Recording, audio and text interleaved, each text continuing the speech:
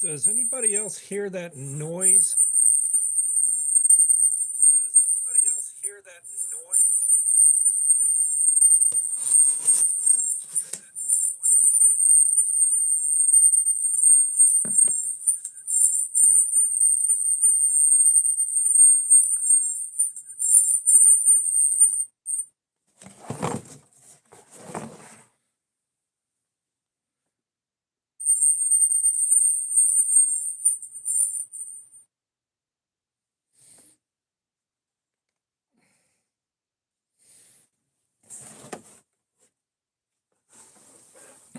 Bear with me here.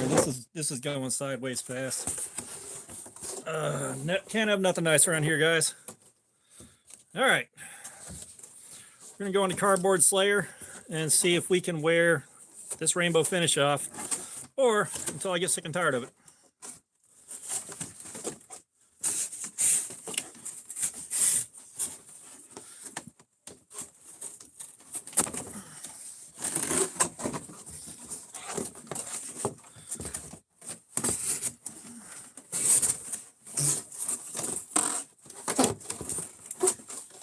Come on, cooperate.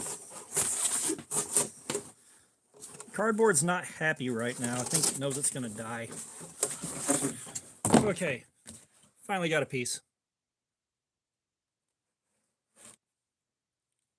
Oh yeah, I turned down the volume on the second phone I'm watching the comments on, so I think that's what got it fixed. I don't know if there was feedback from the two mics or what, but that was irritating.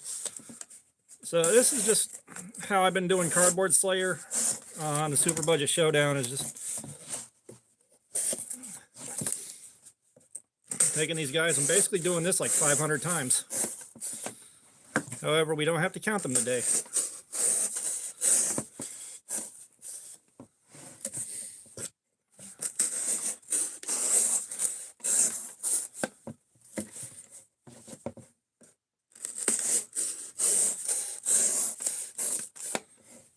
I'm hoping we get a few people in here so we can shoot the shit. Otherwise, this is going to be a very, very boring live stream.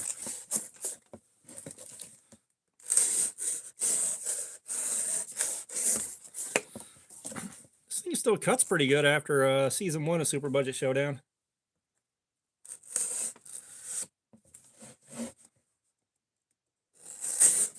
Some joke. I'll tell you what. How about story time?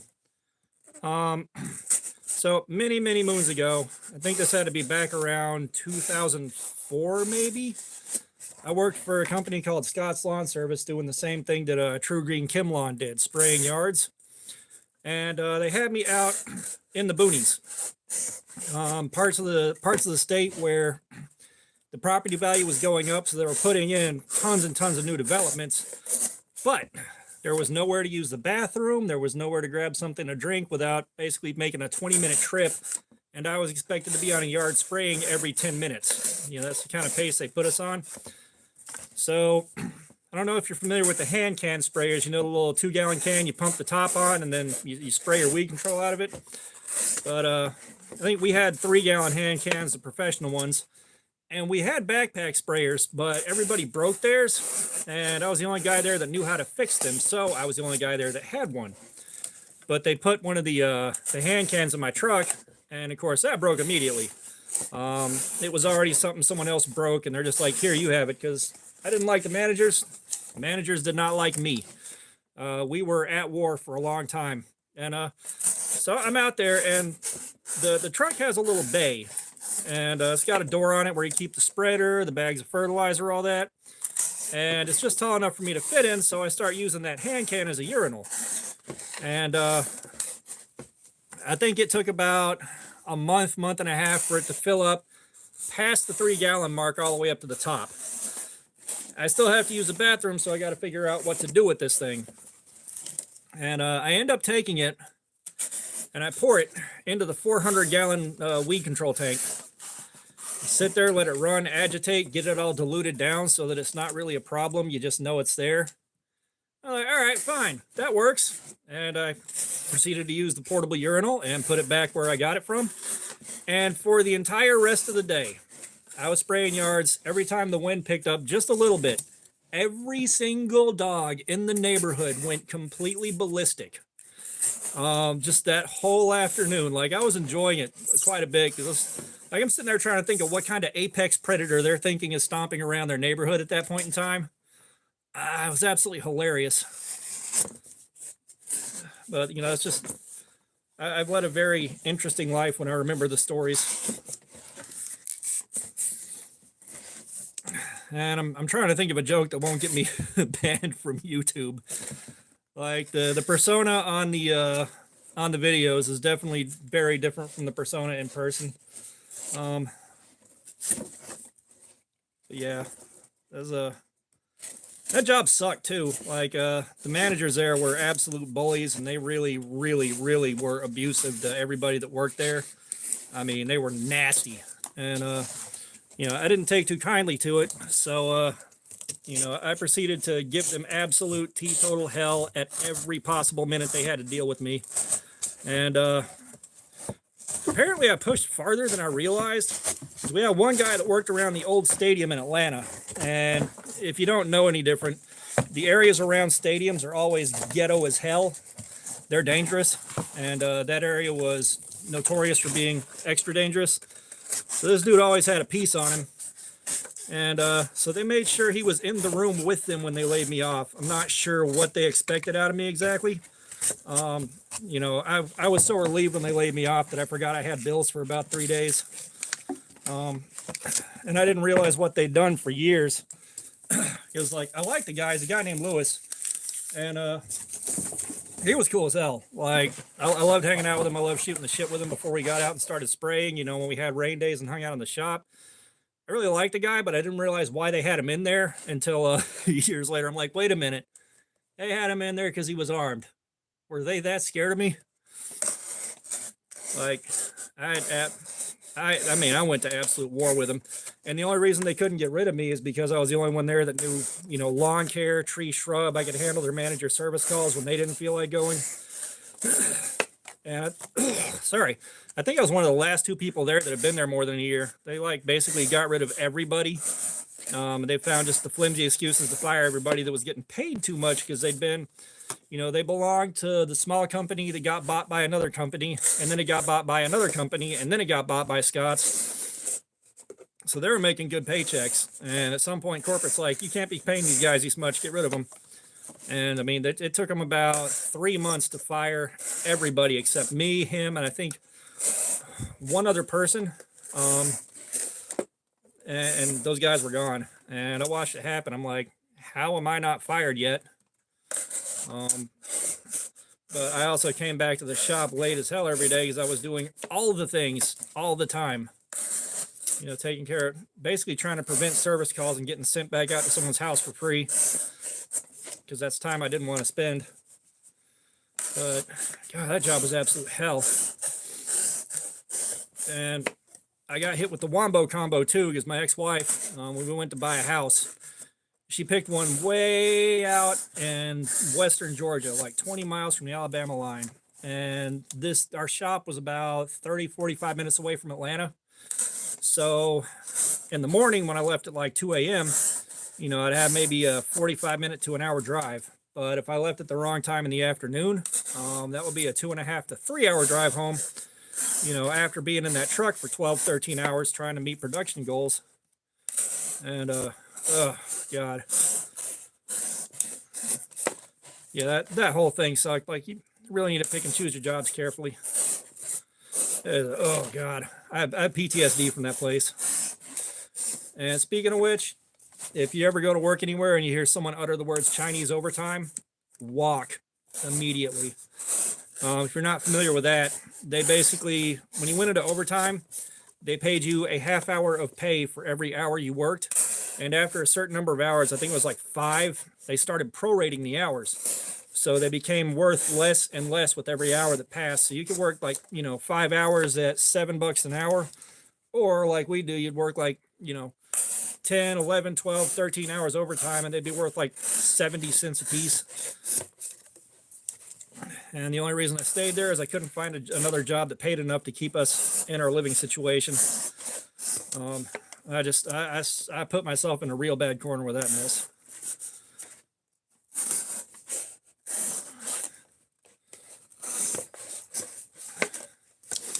Give me something else interesting you want to hear about.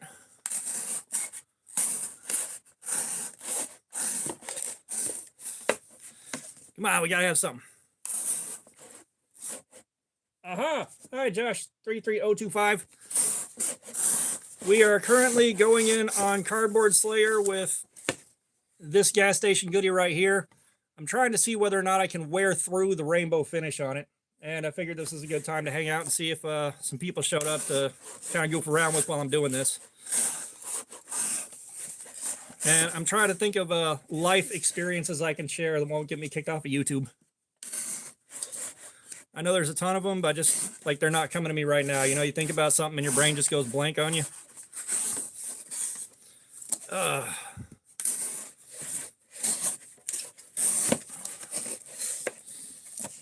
And I mean, if this becomes a thing and people like it, then when I do a Cardboard Slayer for the next season of Super Budget Showdown, that may just end up being a live stream. That way you guys can watch it happen in real time. And if I'm past 1,000 subscribers, then you can go back and watch the replay and have some more validated proof that what happened happened.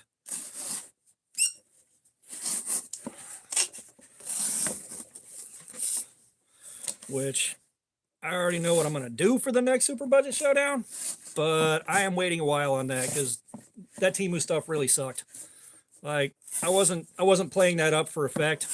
Those knives really sucked, and they were uncomfortable to live with and carry. Like, God, just so much bad ergonomics.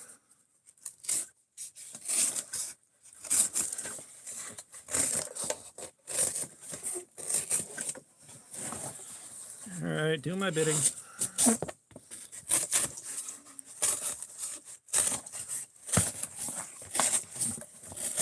I tell you what, I wish I had access to the cardboard we have at work. The stuff that splits the pallets up, you know, they'll put a cardboard in the middle of a pallet to split layers up, which they apparently don't use consistently because we have plenty of pallets that just fall over as soon as we pull them off the truck.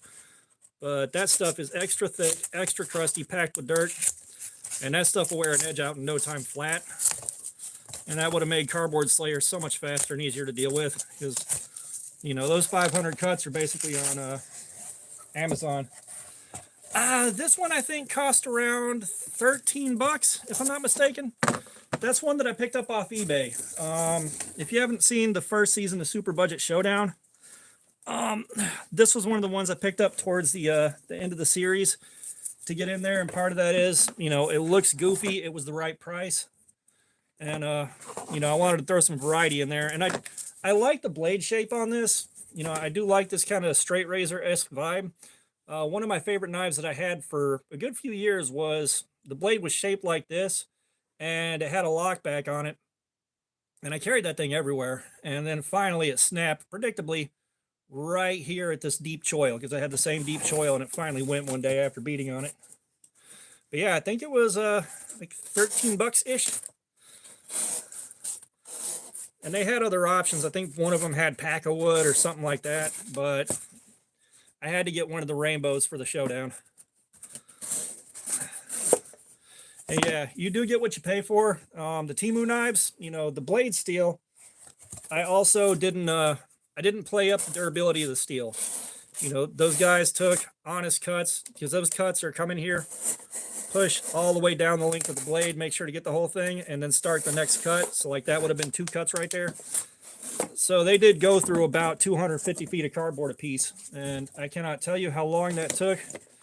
Oh my God, I was down here for I think about 2.5 hours a pop doing those things. So like, you know, with these cheap knives, you know, 3CR, 5CR, 8CR, D2, all that stuff, like the heat treatment process on that's perfected, you know, and these guys are getting all their steel from pretty much the same people. So it's not hard to get, you know, a cheap knife that has a good heat treatment on their 440 or 9CR, whatever it is, because they're all buying it in huge batches from the same guys. So the heat treatment's already done. It's done right. You know, all they got to worry about is assembling it basically and, you know, getting the blade ground out.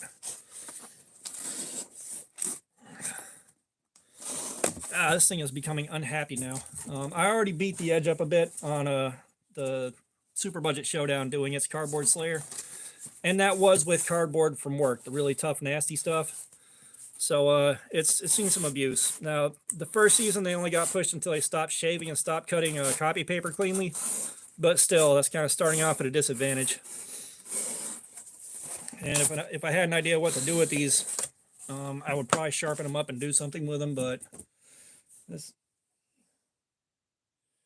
yeah, I mean, Ganzo has good build quality. It's just I don't like the fact that they make so many blatant clones. Like I can't buy a Ganzo and be comfortable knowing that it's not a clone of something and then finding out it is. And you know, I'm buying these for the purposes of the channel.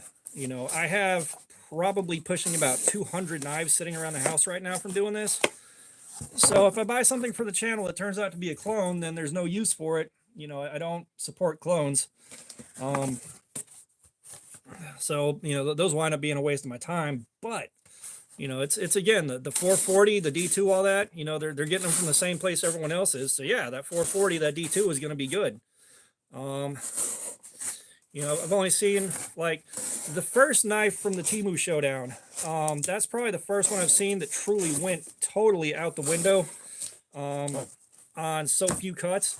But I'm willing to bet if I sharpened it up, I could probably push it through another 200-300 cuts, and it would probably perform about the same. It was just suffering from a terrible factory edge.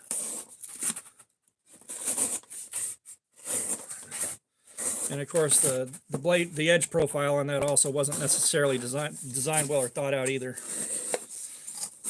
You know, it's weird. Like the more you play with these things, the more your taste changes. Like I used to love the Scandi grind look. You know, the one that you draw a picture of when you're a kid in school. I don't know if I have one sitting here to show off, but like if you know what the Scandi grind is, you know exactly what that look is. And you know, the more I've been doing stuff with these things, the more my tastes have changed to just the straight flat grind. You know, flat grind all the way up the spine. You know, it serves my purposes a lot better, and it feels a lot nicer to use. And I've gone from the, you know, the crazy looking blades and stuff like that to just a simple drop point. Give me an eighth of a second. We'll see what I can roll.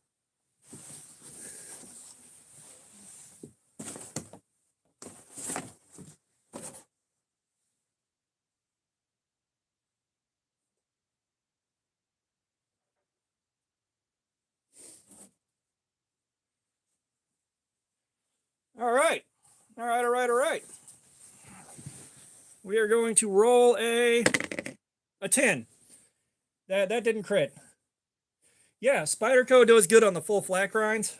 And off the top of my head, of course, my brain's going blank on other flat grinds that I have that I like. It's also been a long day. I woke up feeling like teetotal hell, went to work, felt like teetotal hell all day long anyways, and dragged myself back home. I don't know what happened. I woke up the day before yesterday with a 101-degree fever, and I stayed home from work Friday, and I wasn't running a fever, so I went in, and I thought when I said, hey, I'm good to go tomorrow, I was going to feel better when I got up this morning. Oh, dear Lord, no. I do have one of the Moras that, you know, just everybody gets. I think I bought that off Amazon 3 or 4 years ago, and absolutely fantastic cutter. If I carried fixed blades, I'd definitely have a use for it, but you know, it's just like I don't carry fixed blades. You know, the way I work and where I work and all that doesn't really permit carrying a fixed blade, so it's folders for me. But if my environment ever changes and I have a reason, it might be the Companion. I honestly don't remember. I'd have to go back into the Amazon search history. It was the one that was $10 that everybody went off about, and I may have gotten the carbon version and not the stainless version. So this was years ago, and it's done a few small cuts and then sat in the drawer ever since. You know, before I quit talking to my wife's family, we do Christmas, and you know, $10 gift for all the guys. You know, they kept the cost under control. So that year, everybody got a Mora. It may have been the Companion.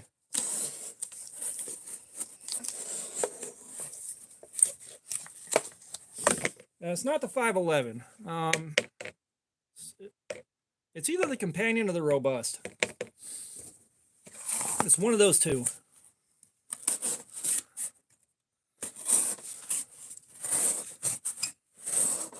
And right now I have both my current phone and my old phone set up for the stream, so I can't really go on Amazon and look around.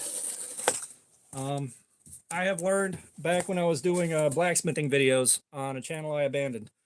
If you're going to live stream, it really helps both to read comments easier, is just to have a second phone set up and then watch the live from an alternate channel.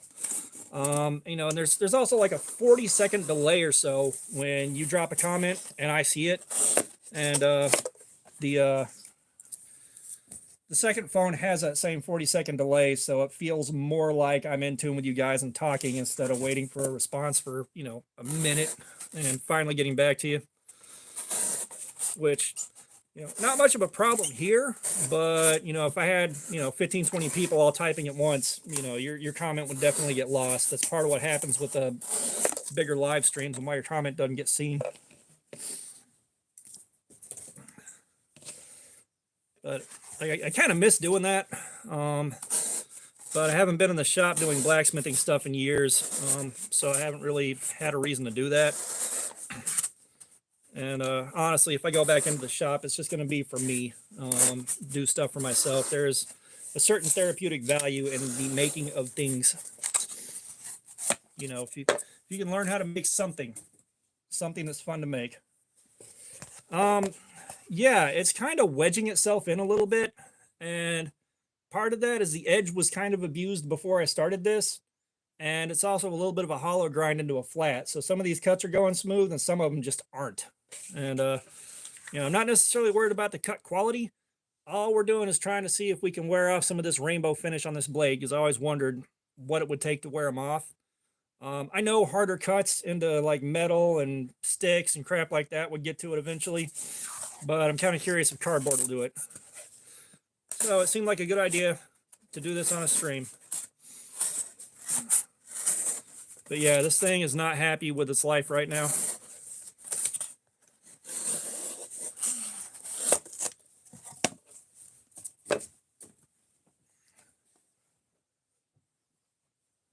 Yeah, no, that's the thing, is I like catching the small streams, you know, and that was the thing too, is, you know, my blacksmithing group, we had a bunch of guys that were on YouTube, and you know, we had certain live streams that we would all hit collectively, and there might be 20 to 50 people there.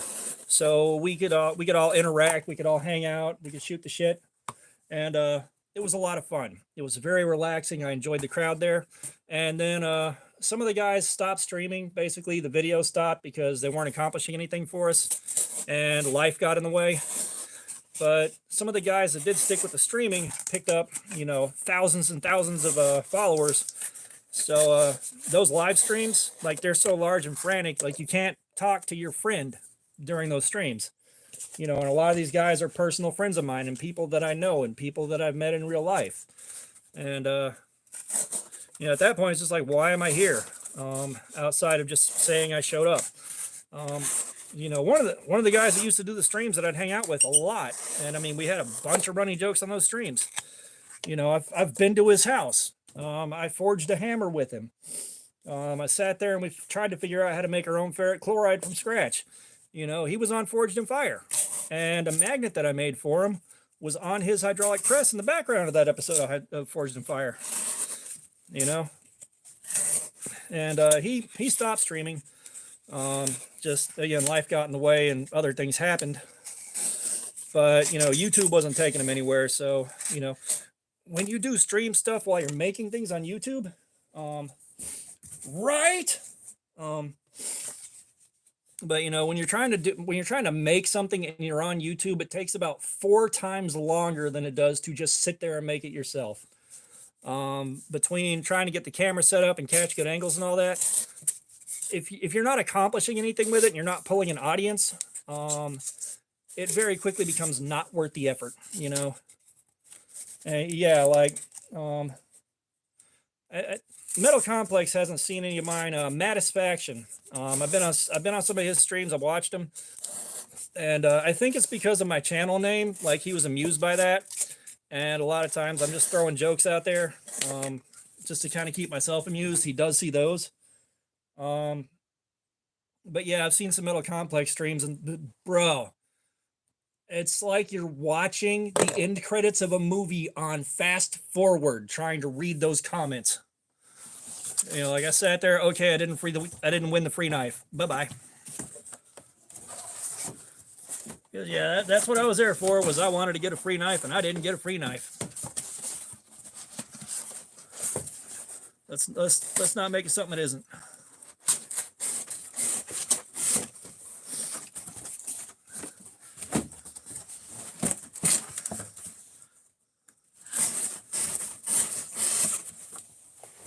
See, I like those two cuts.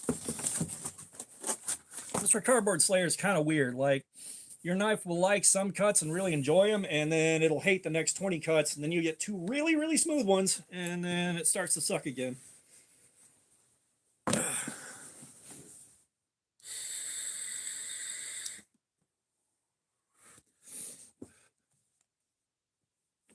Oh yeah, no.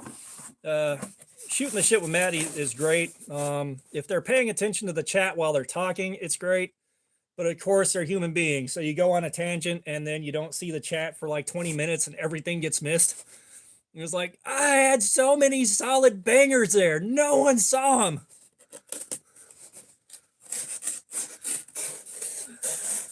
Like, those were solid 8 out of 10 jokes and no one saw them.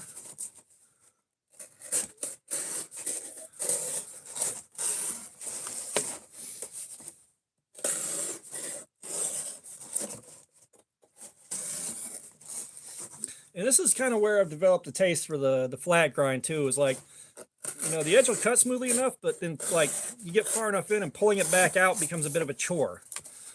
And you know, I've cut myself way too many times in way too many stupid ways to want to deal with like having to pull hard to get things extracted. Yes, that's exactly right. This is not the right blade shape for going Cardboard Slayer, but it's the only one that I have that has this rainbow finish that isn't painted on. So this is our sacrificial lamb. And so far, I'm not seeing any of it worn off yet. I was afraid that might be the case, but I was hoping we could see some of it erode. I don't know how they do this, if they anodize the blade and then do a clear coat on it or what, but it ain't going nowhere.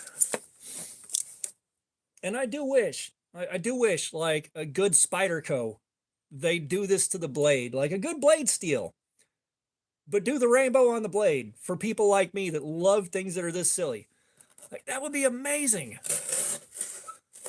Like, I mean, if Benchmade did it, they'd do it to a bug out and it would cost $275.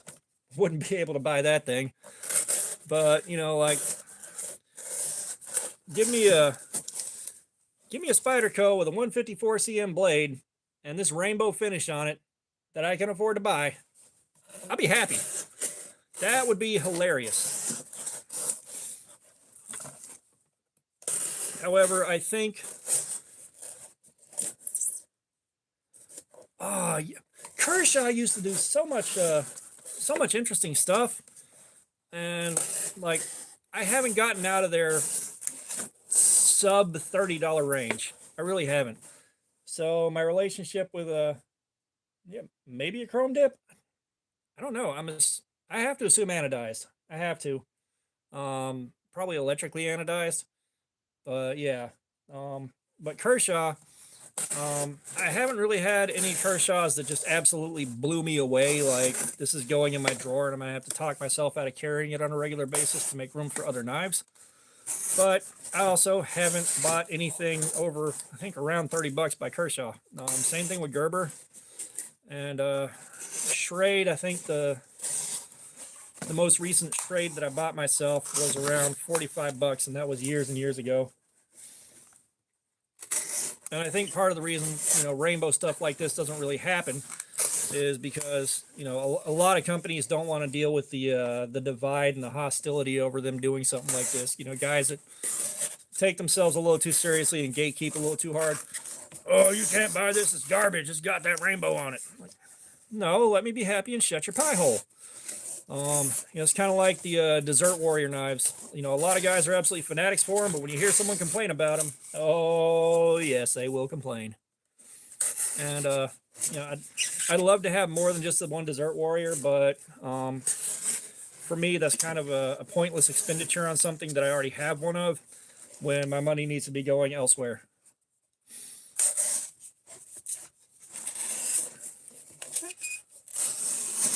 And the other thing too is, I think it took me 2 years to finally catch a drop on the Desert Warrior Kalashnikov.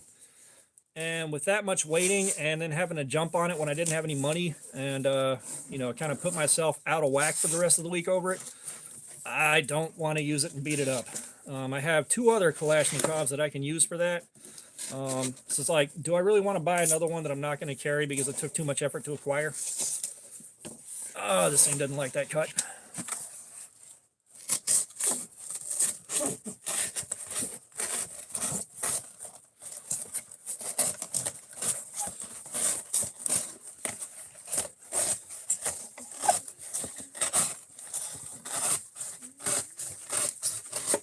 It's totally fine with this cut.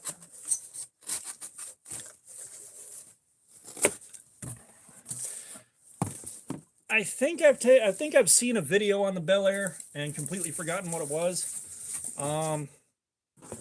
But if I'm going to wind up spending the money on an OTF, I'm probably going to go for a Microtech or something like that. Buy once, cry once. However, that'll also be, oh my God, I want another one now. And you know how we do.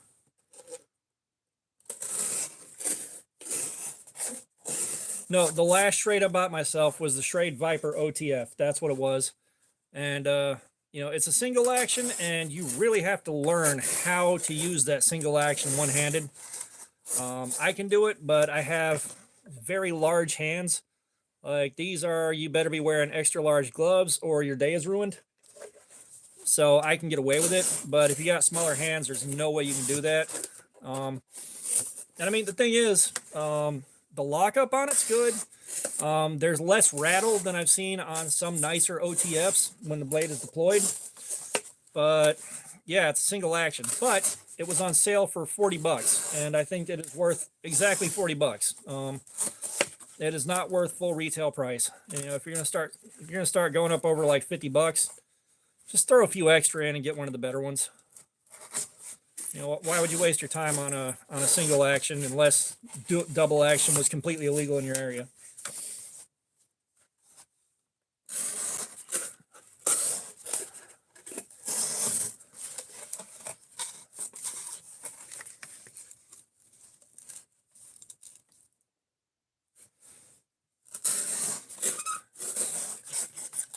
Yeah, I am too much of a bottom feeder to really run into truly significant heat treatment complaints. I think M390 is the fanciest steel that I have, and that's on the Benchmade bug out with the aluminum scales and that Kaiser Cyberblade. And yeah, the Kaiser Cyberblade, I can't tell if it just wasn't a good factory. Kaiser, so far that I've gotten from them, haven't had the best factory edge to begin with. So I don't think it's got a bad heat treatment. I think it just wasn't sharpened that great out of the factory. And the bug out was an expensive gift from a friend of mine, so I don't really beat on it. I promised him I would carry it, but I have to make myself carry it because I'm terrified of dropping it. Just thinking about dropping it now is like, ugh. No, thank you.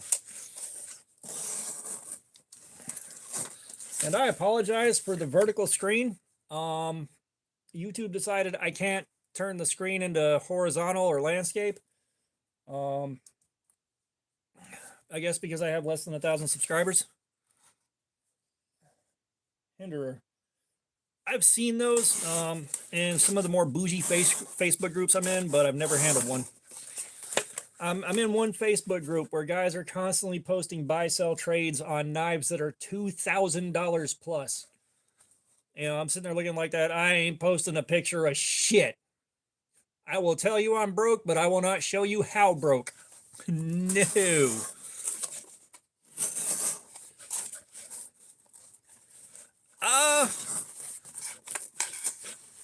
I drop knives kind of rarely, but when I do drop one, it's one of the ones that I'm scared of dropping. The last drop I had was on the Mantis Gearhead, and it was sitting in my lap, and I stood up to get out of my truck, and it landed on asphalt. Now, the little ding that it picked up is in an area where it's almost 100% inconspicuous, so, no harm done, but it's not often that I drop a knife. But every single time I do, every time I fumble a knife, something like that, it's one that I am terrified of dropping and I want to keep pristine, with the exception of one of the Temu knives that just fell out of my belt loop or fell out of my waistband and hit the floor open somehow, which again is Temu, you get what you pay for. But like it's just often enough where I don't feel completely secure carrying what would be to me a safe queen, because my budget does not accommodate buying a $300 right. My budget will not accommodate buying a $300 knife. I'm having to save up pennies at a time to make sure I've got the money for Blade Show 2024 and that I can buy something while I'm there. And last year I got a Devo Growler V2 prototype, and I thought it was a V1 prototype. That was not made clear to me until a while later. Lefty EDC chimed in on one of my videos. He's like, yeah, that's a V2. So I had that thing for months before the production version hit the market. But I would love to find another prototype of pretty much anything. As long as it's a prototype and I can carry it, folder, tip up, which is the Lord's carry, and locking mechanism, yeah. Maybe I'll look out for it. And I got at the Best Tech booth. Oof, yeah. Like, you can kind of justify going up to $375 if what you're buying is the right knife. But you also kind of have to be one of those guys that's a hobbyist and constantly buying stuff before it starts making sense. Like, you've already bought 200 knives, then the $375 knife starts making sense. But no, I was at the Best Tech booth, and I got the Dundee because a friend of mine, I'm walking around with him. I only see him at Blade Show, so I definitely do what I can to hang out with him. But he walks over to the Best Tech booth and shows me a prototype. He's like, I'm coming back to buy this later. I'm like, you motherfucker. And then I absolutely had to have something from there right that second. And I wound up buying a Dundee.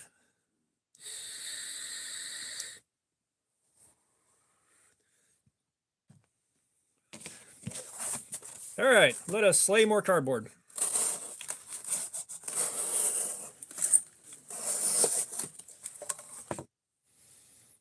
Yeah, there's no wear on this anodizing yet. I'm assuming anodizing.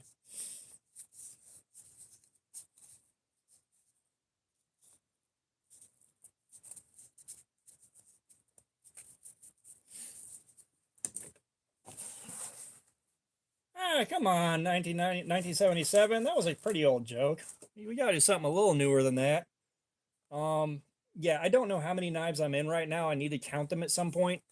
But, I've also got like a pretty set schedule and routine for how I'm doing content with them.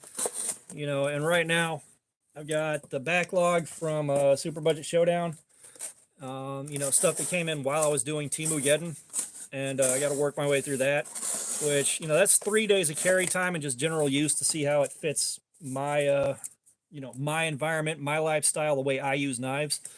And so, I think I still have like 8 or 9 left to go. So that's going to be a good few weeks before I'm through with all those. And then a lot of it's trying to figure out what kind of videos I can make with the knives I actually, I already have. Because if you go back through the channel's history, there's a lot of videos with those knives. Like I can't keep repurposing the same knives for content again and again and again without a new perspective on them. And really have that be something an audience would be interested in. It's like, yeah, we've seen the Cold Steel Luzon 75 times. Show us something else. Because that's the same thing I do. It's like I've seen this so many times now. And I really don't want to do a showdown with the nicer knives, partly because I just don't want to, I don't want to do Cardboard Slayer on something with like S35VN or S30V or anything like that. Like, I have things to live for. I mean, that's the thing. Unless you're buying new stuff non-stop, like it gets hard to continue making content consistently.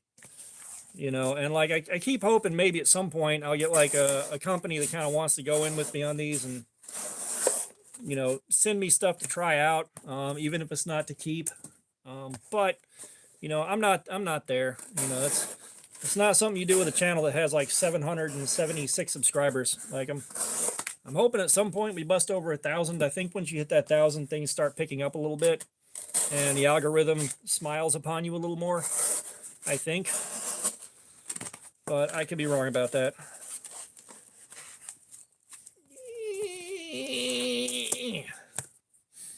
It didn't like that.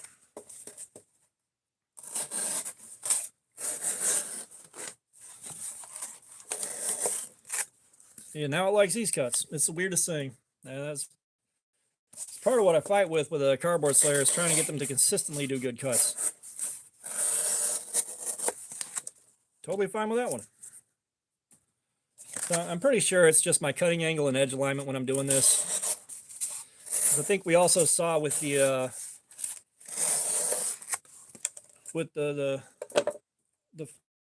flea market. I pushed this through cardboard maybe more, and of course this side the paint wore off a little bit, and then on this side crap loads of paint wore off, so I'm definitely favoring one side. It's either that or the apex on the edge is uneven or something, but I'm pretty sure it's just the way I'm pushing these things through the cardboard. It's favoring one side a lot more than the other.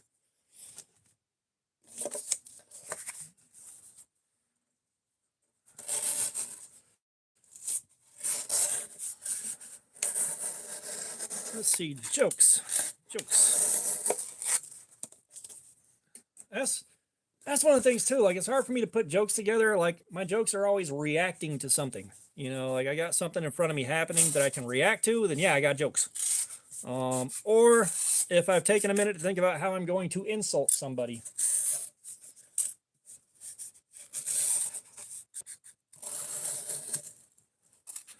Like, I'll give you an example. Like, where I have to go through and talk to everybody at work. I'm one of the team leads, so I have to talk to everybody every day for a few minutes and try to get everybody on the same program, let them know what the goals are for the day and all that. And right now I'm opening, so I'm dealing with mess that the guys at night closing are making. And we got somebody that is fucking up everything they touch, so I have to do twice as much work to clean up their fuck up before I can actually do my job. And I've been getting very fed up with it. So during today's meeting, I'm talking to the openers about the closers, and it's like, I don't know why they're doing such a terrible job. Maybe they're just in a hurry to get home so they can watch their mom's OnlyFans. That's the kind of jokes I'm making when I'm not, recording.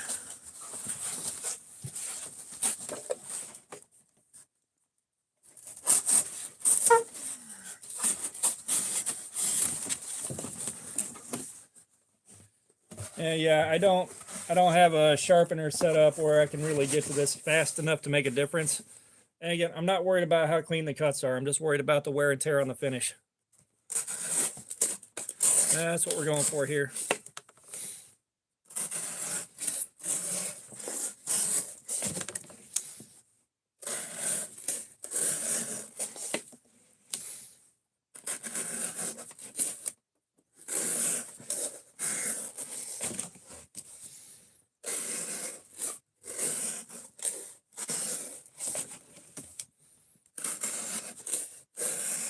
Jeez, I'm trying to think of a clean joke that's not just going about 5 steps too far. A lot of the ones I know are just super, super, super fucked up.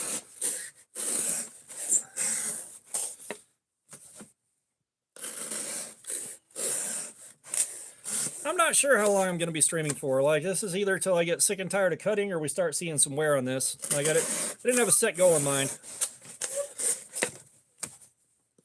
This is also kind of testing out how live streaming is going to work, so that, the next time I set this up, maybe I'll have like an allotted time for it, and I know what I'm going to do with it. 'Cause back when I was doing my old YouTube channel too, you could just live stream, you know. I think throughout most of that channel's life, I had somewhere around 500 subscribers, somewhere around there, give or take. And I live streamed pretty regularly. It was hanging out in the shop and shooting the shit with my buddies. And then YouTube's like, no, you got to have 1,000 subs before you can live stream. And so that knocked me right out of it. And that's what I thought was still happening up until the other day when I looked. And it's like, now if you got between 50 and 1,000, you can live stream, but you got hoops to jump through. And one of those is you got to wait 24 hours after you try to start your first live stream to actually stream, which is what happened here. And apparently that is to put off bots and scammers, because they don't have time to wait for 24 hours to come back and you know, try to stream and I guess sell some kind of scam, the same way that it happens when they hijack a much more established channel. I don't know if y'all remember that happening all the time on YouTube, but it sucked.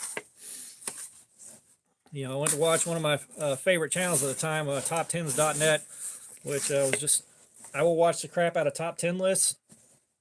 I'm not ashamed of it either, but that channel, they got taken, and all of a sudden it's just a nonstop live stream of what looks like really, really crappy infomercials, and it was very confusing. I couldn't figure out what they were selling because none of it was in English. And I think I stayed there for around 30 seconds, and then it was just kind of watching from the home screen, trying to figure out what the hell happened. And they finally came out and explained what had happened. But they got their channel back. Everything got straightened out. And the guy from that channel is probably one of my favorite YouTubers. Simon Whistler. I don't know I don't know how far his reach is, but he does like mega projects, Into the Shadows, Brain Blaze. Like, he's got like 8 or 9 different channels. And Brain Blaze is probably the best. Things just start getting real weird. He's going into like weird stories about stuff and things like that. And he's got scripts written for him, and it's a lot of fun to watch those.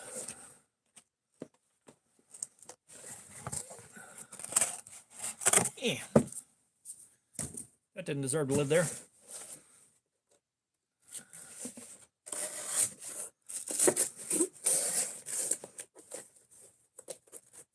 Oh, enjoy the pawn shop, man. Get something cool.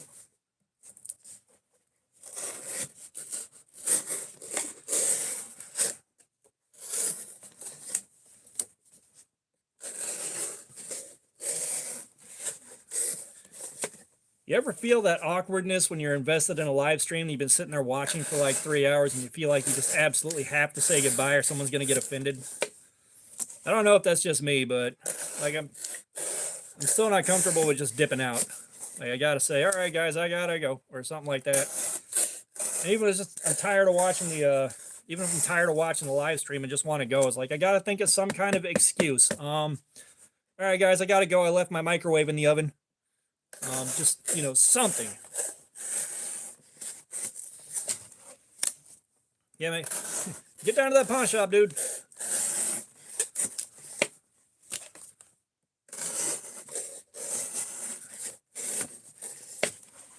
It's amazing that 4 people are just sitting here watching me cut cardboard up.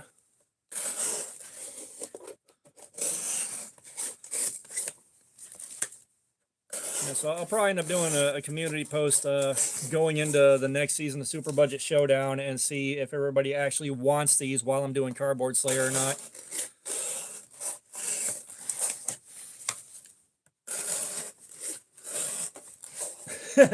They do not. Well, a lot of times when I'm on the smaller streams, I notice, but that's where everybody knows everybody.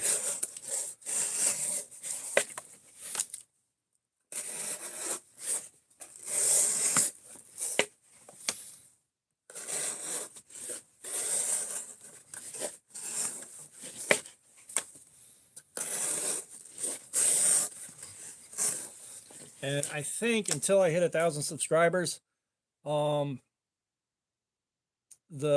live stream itself, the replay on that's going to get locked on private, so no one's going to be able to watch it once it's over. I don't know if the way it was worded, I I think it said it like may take a few weeks to show on your account or something like that, but like I kind of understand what they're going for here, you know, avoiding spreading hate speech and, you know, scams and all that. But on the other hand too, because other people are ruining it for you, it's inconvenient.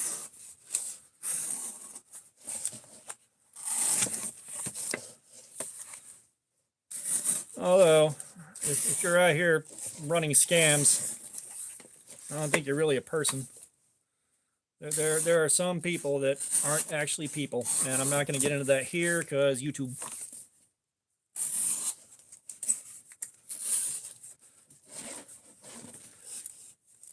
And guys are dropping off. Well, so far, we've done absolutely no damage to the finish. I've lost track of how many cuts I've made now, but the blade is warm from the number of cuts I've taken. Tell you what, I'll finish this piece right here, and then I'll drop. I still feel rough as hell, and I'm going to go back to bed and try to sleep. I don't know what happened, man. That fever sucked on Wednesday. No, Thursday. It was 101. It was waking up to 101 degrees, and it didn't break for about 3 hours.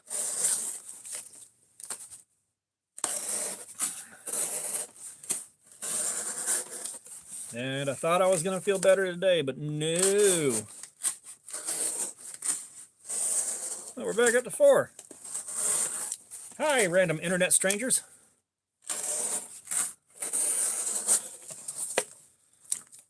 If you're just joining us, we have been doing this entire live stream trying to figure out whether or not I can wear off the rainbow, I assume, anodizing on this blade. And it ain't happening. I'm assuming it's going to need much more hardcore cuts and a much more damaging environment to really knock this stuff off.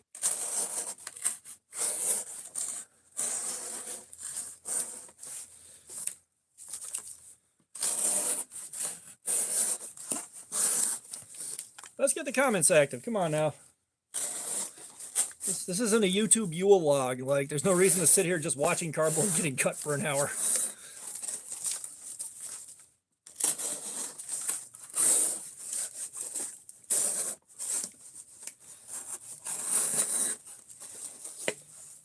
I'm trying to also think of another story time. You know what? I know a story time. The narrowly avoided forest fire. How you like that? Back when I was a kid, I think well, I definitely appreciate it, man. You know, it's just, you shouldn't feel compelled to watch it just because you're following or anything like that. You know, I said this is me experimenting and seeing what I can make work with the live streaming format. But it's, you know, the kind words are always appreciated. You know, everything is genuinely appreciated.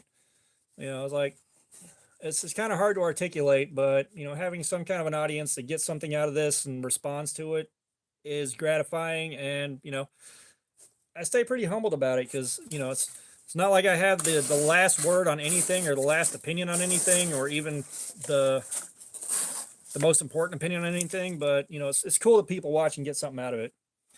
But back to the almost forest fire story. So, like I said, back when I was, I think, 14, 15, may have been a little older. Yeah. But around that time, my dad set me up in a room in the house that had a door that went straight to the front yard. You heard me correctly. My bedroom door went straight to the front yard. And he slept on the other end of the house. So I had free reign to literally do exactly whatever I wanted. And I had another friend who was similar in psychological makeup to me. And he kind of was into some of the same stuff I was in. It was just kind of running around being a very low-rent hooligan. Like, we'll commit all the misdemeanors we want and feel good about it, but we ain't doing no serious crime. So, for about 2 weeks there, we had the old, and if you're old enough to remember them, the Gatorade sport bottles that had the squirt cap that you squeeze, and then all of a sudden a whole blast of it shoots down your throat. Well, we figured out we could take those and fill them with gasoline. So we'd each run around the neighborhood with one of those in each pocket. And You know, we'd like find old toys in the woods that we had in between apartment complexes and stuff. You know, sit there and make small fires and all that. And I mean, we were just being little bastards with it. And so we go into the woods, separating his apartment complex from the apartment complex we had to cut through to get to his apartment complex. And there's a creek in it. And I remembered something that I saw in science class but hadn't tried out. Or I saw it somewhere, but I hadn't done it myself. And I look at my buddy, I'm like, hey, Corey, watch this. Gas floats on water. Nuh-uh, it doesn't float. I'm like, it absolutely does. And I emptied the entire 20 ounces that I had left on me onto the surface of the creek and lit it up. And Corey's like, whoa! And I felt the vindication of being proven right, followed by the horror of watching this floating puddle of gas float downstream into the woods. I was scared to death that we had just started a forest fire and I had no way to deal with it. So we take off running for his apartment and we run in there, slam the door, lock it, and we stayed hidden for 3 days. Never heard fire trucks, never heard anything else. We just stayed there for 3 days, terrified of what we were going to see if we went outside. And we finally went back out there and nothing had happened. Like, everything was fine. I'm guessing the gas burned out too fast and the leaves and everything around it were too green to really catch. But we didn't learn our lesson. We're still running around with Gatorade bottles full of gas in our pockets. And we start hopping fences in the neighborhood and going through people's yards. And we find this one thing. It's like a fenced-in area about the size of a very large dog kennel. And it's got a shed in there. And it's got all the pine trees on the property in there. I don't know why they only had trees inside that kennel. I don't. But they created a quite thick layer of pine straw on the ground in that kennel. And I looked, not thinking about much, and saw a 5-gallon bucket filled up with water up to about 2 inches from the top. And me not thinking, well, I know what I was thinking. It's like, this is going to be a funny joke. I was like, hey, Corey, watch this. Gas floats on water. And much to my surprise, he looks me dead in the face and says, nuh-uh, gas don't float. Now, after I sat there for about 5 seconds going, my boy, you dumber than a bucket of sand. I proceed to dump half that bottle out into that 5-gallon bucket full of water and light it on fire. And I get the same reaction. Whoa, dude, that's amazing. And everything's going fine until the plastic starts to melt and flaming gasoline and water start pouring over the side into pine straw. So that catches whoever it is pine straw on fire. So I think, all right, if I can flip this bucket over fast enough, I will dump the gas out, true, but the water will put it out once it hits. That exactly did not work. That fire proceeded to get bigger and bigger, and we resorted to stomping it out with our feet. And I don't know how long it took us. It felt like 2 hours, but we were working on it for quite a while. And we finally got everything died down, and like, it was so razor thin, the margin that we had, you could stomp on a spot and it would catch back on fire. And we got out of there. I don't know how we didn't get caught. I don't know how police didn't show up. I do not understand how we got to do that and not be bothered by anybody. But the second we got done with that, I went home and decided maybe it's time to retire these bottles of gas. And to this day, like, I wish I could tell you whose house it was. I wish I could tell you anything about it, but the only thing I remember is that 5-gallon paint bucket going down on us.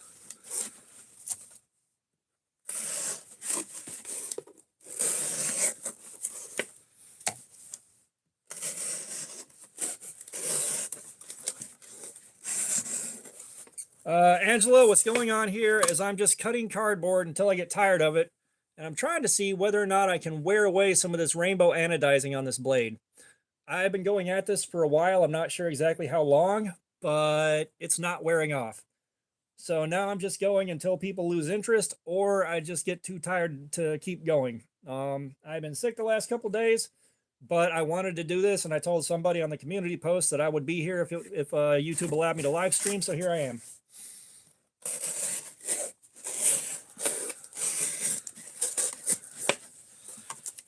But yeah, suffice it to say, I didn't have a normal childhood.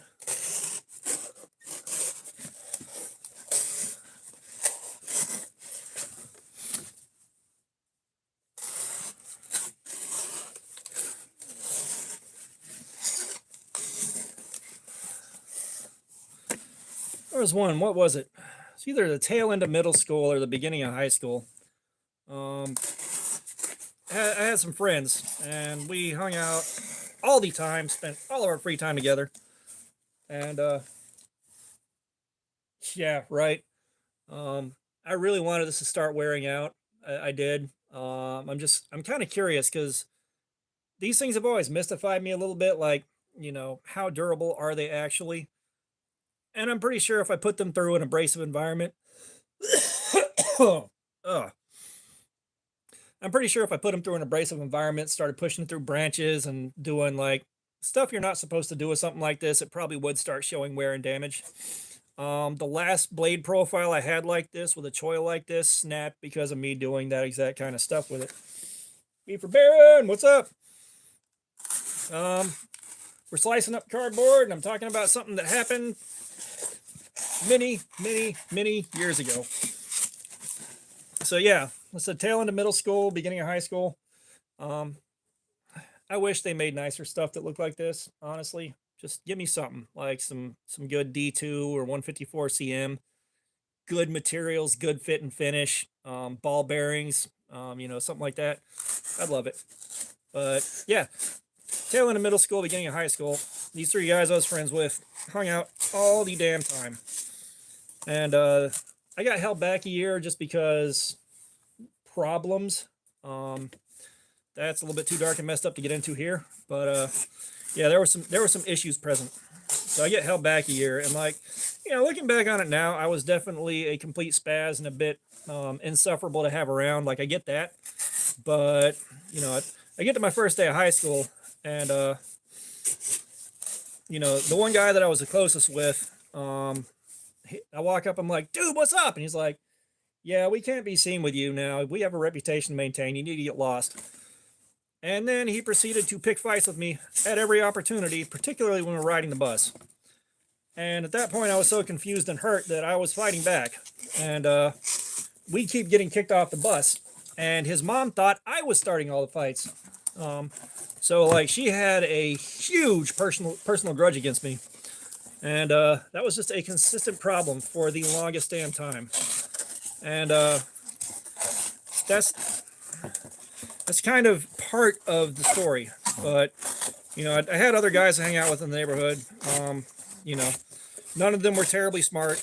We all did just really dumb things all the time. But there was a small in the yeah, it happens. Like, people get held back. Like, I can tell you why I got held back, but that's like a really dark, messed up whole thing. Just basically, I couldn't function at school with those people, and I just shut down. But in the middle of the neighborhood, there's a small apartment. It's like 4 units, freestanding, next to a bunch of residential houses. And one day we discover the storm drain from the street drops out right behind this thing into a small gully that, if there was water flowing, it would be a nice little creek. However, that thing was more than large enough for us to crawl through and peek our heads up from the storm drain there across the street and just watch people. So we got to playing around in there, and that's kind of what we did every afternoon. And then one of my friends started going further into it, so I started going further into it. And we couldn't make it very far because, of course, there's no light. And so at one point, I try finding flashlights, anything I can use to get light down there so we can really go explore everything. And of course, having no idea what kind of danger we were putting ourselves in, either getting stuck because a pipe was blocked up by branches or something like that, or if it started raining, gave no thought to consequences. And finally, I find a box of birthday candles at a yard sale for like 5 cents. And I take those and we go in there and we light birthday candles because I thought they burned for a lot longer than they actually did. And we start crawling through, and we actually got a surprising distance off those birthday candles, just lighting the next one as soon as the old one was ready to burn our hands. And we got probably the better part of a quarter mile through that. And then we're on the last birthday candle, and we don't see light anywhere around us. So we scramble and we find a point where there is light, there is an opening, and we haul ass towards it. And as soon as I get there, I see nothing but blackberry bushes, basically. Thorns everywhere. And so I can't lift my head up that high through them. And so I do lift my head as far as I can, and I see the dude's mom, the dude that kept starting fights and was a complete piece of shit. I see his mom standing there watering something. We're in her yard. And I keep waiting for her to go inside and keep waiting for her to go inside. It's like, these are like blackberries. I want to crawl out of this slowly. I don't want to be in a hurry when I exit. And she just would not go inside. Like, she was dedicated to whatever she was hitting with that water hose. So finally, I think it might have been like 20, 30 minutes, something like that. I tear myself to shreds pushing through all those thorns. I pop up out of a hole in the middle of her yard and take off running and jump the fence before she could process what was happening. But I heard her yelling at me for a good few houses away before it got quiet again. I don't know what the hell she thought just happened. I don't know what the hell I would have thought just happened if that happened to me.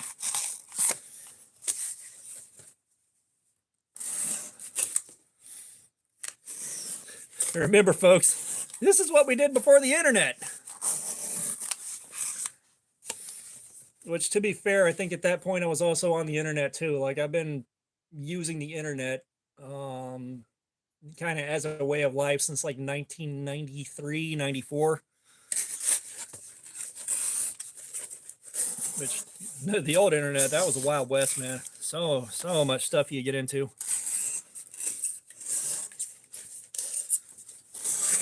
I don't know if any of you guys got into the tech part of that back when it was new, but if you did, I bet you remember some of the chat rooms, the way those were set up. I actually learned how to do basic HTML programming from those chat rooms. Like, I could build a basic website, and I built the website for a friend of mine, and then he sold it for like $500, and then I didn't get a cut of it. So I didn't do anything nice for him again. Like, I mean, it was his. He just asked me to help him set it up. So like, I had the whole thing set up. I had pictures where he wanted them. I had like colored text in different fonts and different sizes placed where he wanted it. Some of the letters were scrolling. There were the animated GIF files. You know, the whole shaboing boing. And what was this, like a kind of like fantasy football, but fantasy wrestling. I think that's what he was doing with that. And like 2 days after I finished getting him hooked up with that, he sold it. And I wish I could remember those things now, but I can't. Like, I could not begin to tell you how I used to embed a picture onto a web page. I vaguely remember some of the command, but not all of it. But that's kind of like, you had to know how to do that in chat rooms if you wanted a picture as an avatar. And of course, as soon as I saw that, I wanted that, so I had someone show me how. And my avatar for most of those chat rooms was a guy in a suit with a light bulb for a head. Which I still think is a pretty cool avatar, not gonna lie. And I've gone and looked for that specific image for my Facebook profile picture, and I cannot find the exact one that I remember seeing. Or I'm not remembering it right.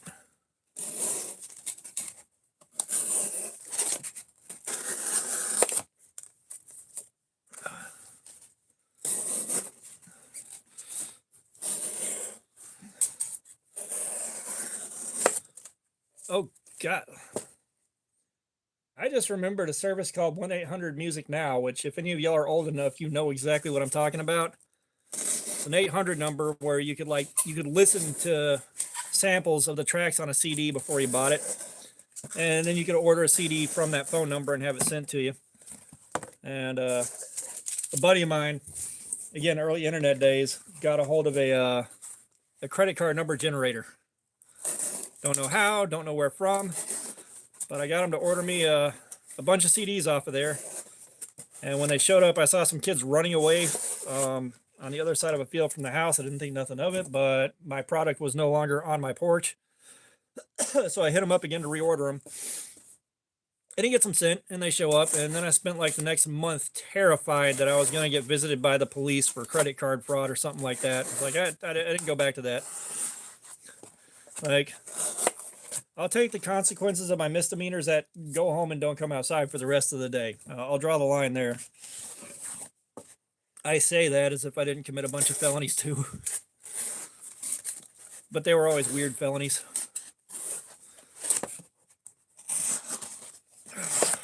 Jesus. It was cutting nice for a minute there, guys. It was cutting real nice. What the hell? I had another story time and I'm drawing a blank now. Son of a diddly. What the hell was it?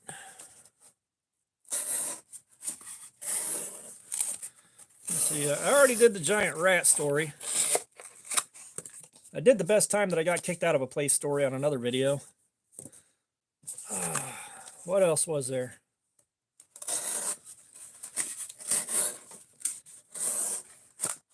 What kind of... Oh, dude, I used to know that number by heart. You can call and get the time and set your clocks and everything. Every once in a while, I'll successfully remember the number and then forget it for the next 10 years. There was another number that you could call, and when it picked up, you entered your phone number or entered a phone number and hung up. It would call you back and play some stupid song on the phone button. You just hear beep, boop, boop, boop, boop, boop, boop, boop, boop, boop, boop, boop. And it would just keep doing that until you hung up. And I finds out about this. And first person I terrorized with it was my dad's girlfriend, I think. I found one of the phones in a corner that was not often accessed. And I think I did that about 3 or 4 times and stopped before it got out of control because, you know, just leave them confused. This is a house where there might be consequences for fuckery. However, different friend of mine's house. First one, go to. I'm not sure what the question is, if you can provide a little more clarity. But I'm at another friend's house. His dad's kind of an odd dude. Usually pretty chill, but sometimes when you see him get angry, it really pops off. And of course, I wasn't thinking about that. Again, I found a phone kind of off in a corner that was forgotten about. So I picked that thing up and I dialed that number, and then I enter his phone number. He answers it, and he hears the phone song. He's like, "What the hell is that?" And then I think I hit him about 7 or 8 more times with it before he just absolutely lost his mind and had a complete meltdown. Like, he's stomping through the house, yelling as loud as he can, trying to figure out who keeps calling him with that. And thank God he never found out it was me. But I fell out with the guy I was hanging out with there anyway, so I haven't seen that guy in ages.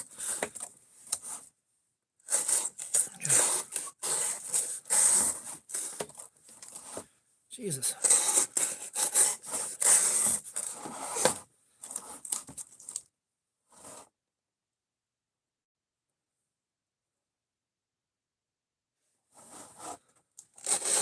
Yeah, still nothing.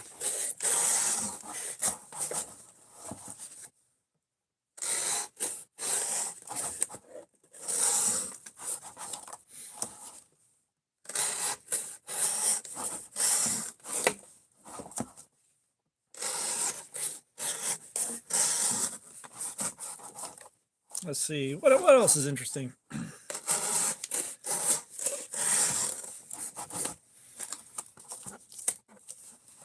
So we had an abandoned miniature golf course next to the neighborhood. We always cut through the course and basically loaded up on the putt-putt version of golf balls just to throw at stuff.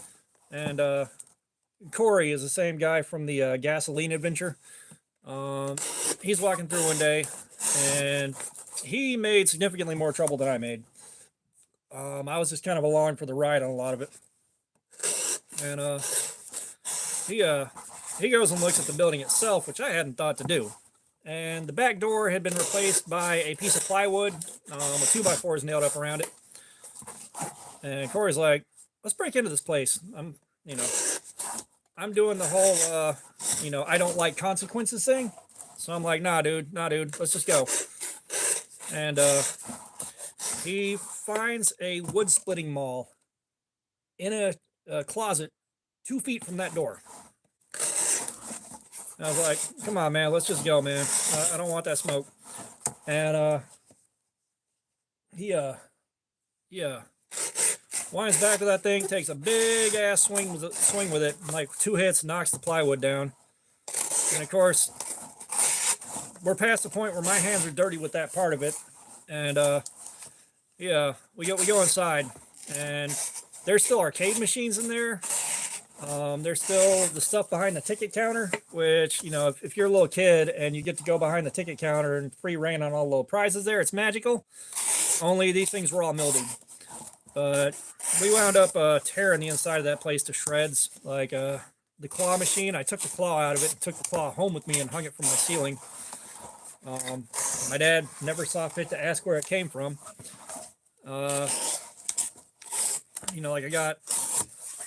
Took a minute, but I got into the one arcade machine that still had a coin box in it. Got the coin box out and took all 5 of the quarters out of it. And we'd go there to hang out. Like, we took a bunch of pull cues home. We took a bunch of putters home. We took like a milk crate full of putt-putt balls home. And, we enjoyed it. And we were going back for like the better part of like 25 cans of spray paint because we figured out what we wanted to do with them. And the glass on the doors facing the road is suddenly covered in spray paint. Kind of caught us by surprise. Because, like, we were trying to leave nothing that we did visible from the road through the front doors. And come to find out, there's like a bunch of 12-year-olds. Like, we walked back there, and these kids are like, hey, this is our clubhouse. This is awesome, isn't it? Like, sir, we were here for weeks before you found this spot and ruined it. So, like, I already knew the jig was up. So I grabbed a different axe from the tool closet. Just started swinging at the duct work for the climate control, everything else, and really did a ton of damage. And then started working on trying to cut down the corner of the volcano. And I noticed someone was watching us, so I grabbed my buddy Corey. I'm like, yeah, it's time to go now. And we left. And we kind of do a lap and walk back to see what happened to the kids and everything else. And this guy is out there. He's like a groundskeeper or something like that. And he starts yelling at us. He's like, hey, what's up, man? I'm like, not me. Don't say it wasn't you. I saw you over there. And I thought real fast on that one too.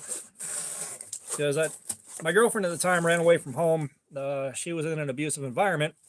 So she runs away and stuff happens, but she wound up hiding out there for a couple of days, and she said she left her book bag in there and she wanted me to go get it, and it was part of the reason we were there. And then by the time we started doing vandalism and crime, I forgot about it. So then I asked the guy, I was like, my girlfriend left a book bag here with some pictures in it. Did you happen to find one? He's like, I did, but it had been burned. That's all we needed. Thank you. I will see you later. And I got us out of that one pretty damn gracefully. And never went back there again. Which I think is now a used car dealership with all the putt-putt course crap behind it. That's where I want to buy a car. From a putt-putt course. What in the putt-putt? Times.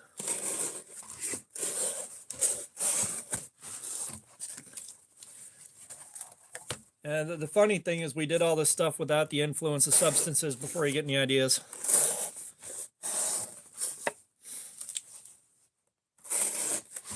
Like, all that stuff went down before I ever had my first drink or caught my first buzz. So I was doing this shit without any chemical enhancement.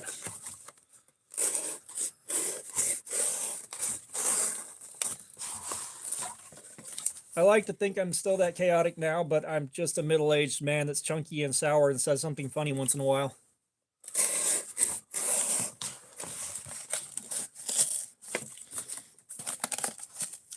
Oh.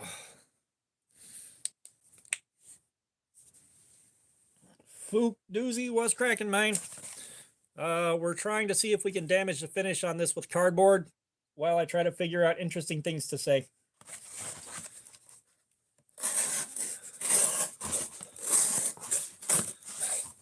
And also try to figure out interesting things to say that won't get me kicked off of YouTube or pick up community content violations or whatever they are.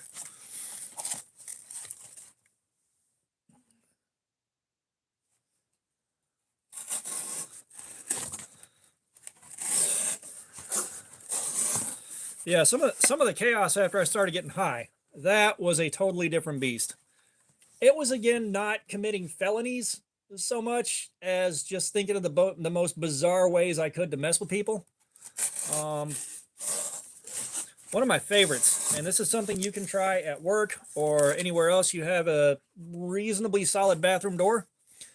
But some of you with kids know that the books that you get for toddlers, the ones that are made out of cardboard and they're like that tall and, you know, yay wide, and they're just thick pieces of cardboard bound together like a book. Or you got a science hardback that's about that thick, and it's a hardback, again, tall and wide. If you wait till one of your friends goes into the bathroom to conjure up a mighty fudge dragon, give them about, I don't know, 45 seconds to a minute to get comfortable, and then palm that book like a pizza and slap the door with it. And the flatter you have contact with that door, the louder it is, and it sounds like a gunshot went off in the bathroom. And I have not had it fail once.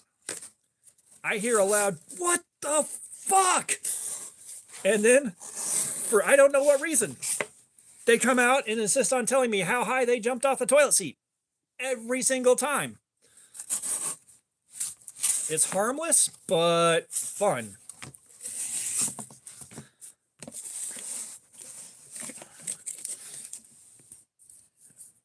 I haven't had a door fall down, but there are some doors cheap enough where I would be worried about that. Like I try to make sure that, like, I'm not going that far with it.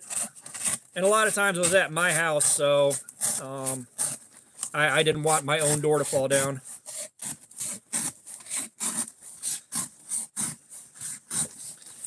And I don't know if anybody in the chat remembers Nextels at all. But Nextels were like walkie-talkies that you paid $1 a day for. Oh, nice. Nice. But Nextels were just basically walkie-talkies that used phone numbers instead of, channel numbers. And you'd pay $1 a day for them. And you chirp somebody, be like, and then you talk. Yeah. So you guys know, people keep the volume up on those full blasts so they can hear them from across the room. Now, if you laid that phone dead flat, chirp somebody, and just very quiet whistle or blowing very quietly flat across that microphone, the noise that came out on their end sounded like the phone was about to explode. Scared the shit out of everyone every time. But there was a New Year's Eve. And this is, of course, before I got clean, but I had been drinking all damn night. And my buddy Steven, because he's a friend of mine, and he has a good sense of humor, I figure, all right, I got a safe target for this. He'll laugh at it. While he's not looking, I snagged his Nextel. I went out onto the back porch and picked a random number in that Nextel because I didn't know any of his friends. And I lit one of the long strings of black cats, dropped them in a metal pot, and chirped somebody and just held it down until the last one went off. Dude come back yelling, losing his mind. I just walk in and throw it on Steven's lap. I'm like, here, you clean this up.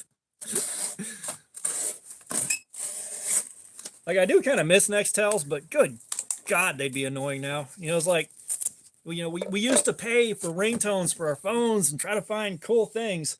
And now it's like, if this rectangle makes a single noise, I'll kill everyone in this room.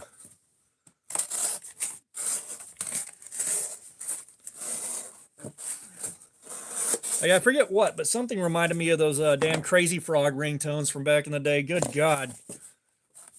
Like, I can't believe, like, they wanted you to pay for a ringtone to pay for that ringtone, and they had to run a commercial on TV about it.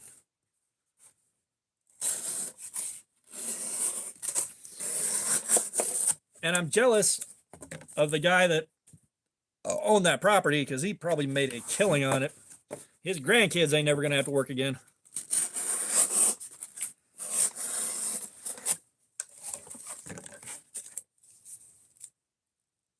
Oh my God. Every time we get a new manager at work, because Publix likes to promote aggressively, so people are getting promoted constantly. I am waiting on my promotion. But every time someone new comes in, they have to set up a whole new group text for all the managers and all the team leads and all the assistant managers. Every time they do it, it's like, no, no, no, no, no, shit. Every single time. Oh my God, ringback tones. Oh, yeah, man. Good luck on the hunt, Angelo. Ringbacks, Jesus Christ, I haven't thought about those in forever.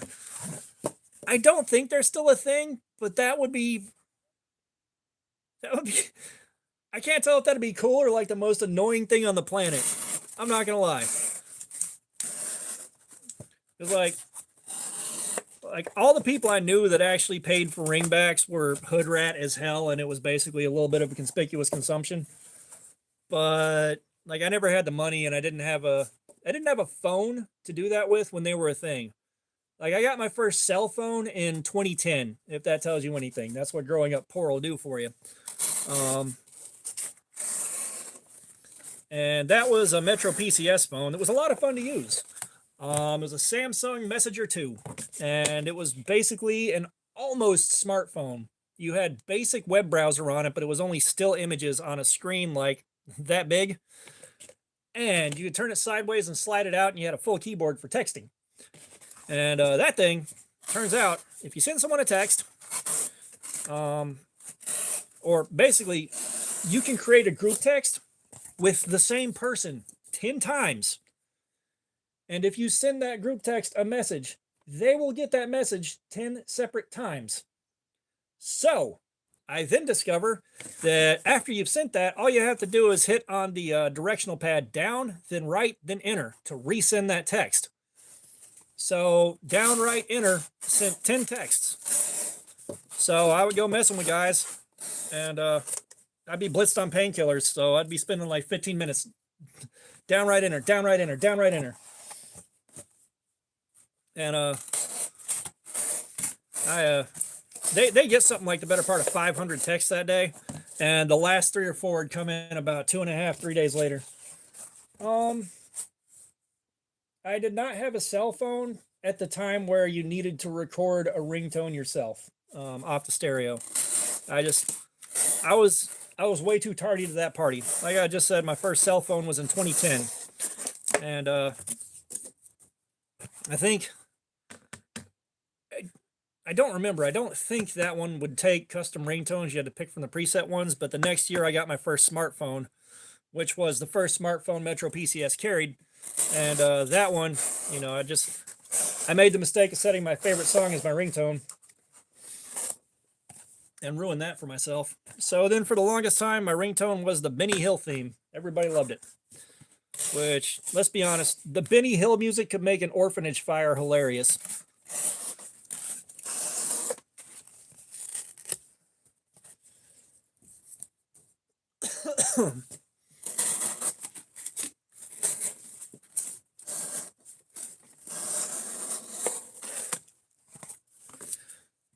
Yeah, and like, I think ringbacks would probably be right there with a MySpace, where someone went to visit your page and they'd have to listen to whatever music you set up for that page.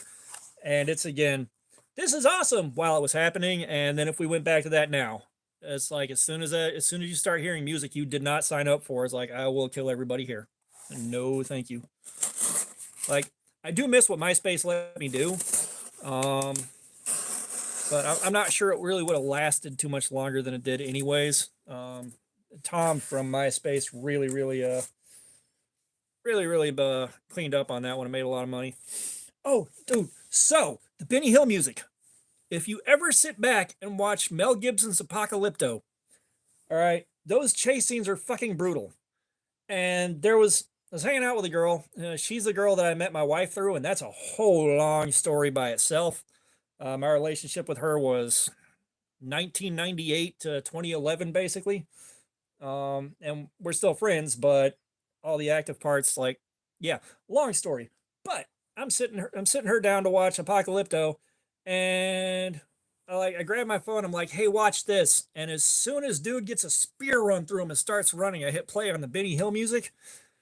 And I think right when it hit the part where it's like, dun, dun, dun, dun, dun, dun, dun, dude rolls down a pile of dead bodies and gets up and starts running again. Like, I could not have timed that better if I tried. It was so good.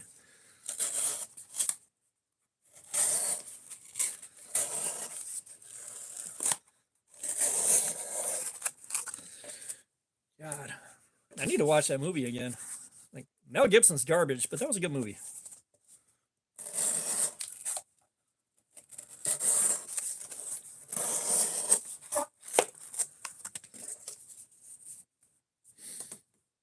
I will say the Benny Hill theme does not work with a traffic jam. I've tried it.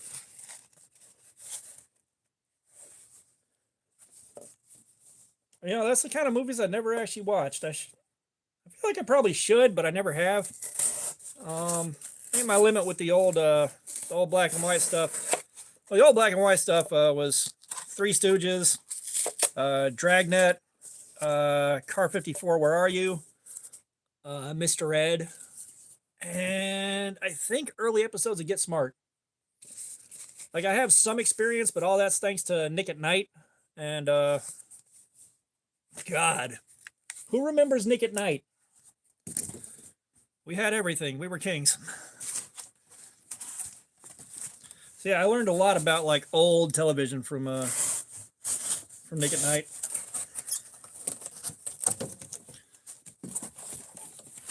Well, I'm gonna run out of cardboard that I brought down here with me sooner than I expected.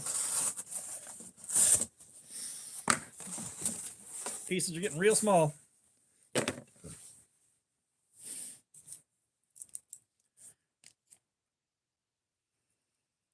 Oh God, Benny Hill music and late. Oh yeah, F Troop. But I wish I would have thought about the Benny Hill music when the ex-wife was birthing one of the kids. That would have been phenomenal. And I would have done it too, because I was kind of an asshole back in the day. Damn, why didn't I think of that? Yeah, F Troop. I did watch a lot of F Troop. That's the thing. Like, my brain says 1996 was like 10 years ago. It was absolutely not.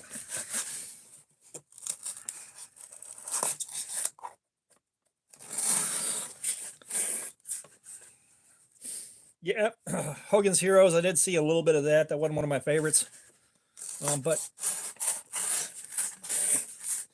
I've still got some of the good JNCOs, the Buddhas with the huge legs and the giant pocket and the glow in the dark green stripe.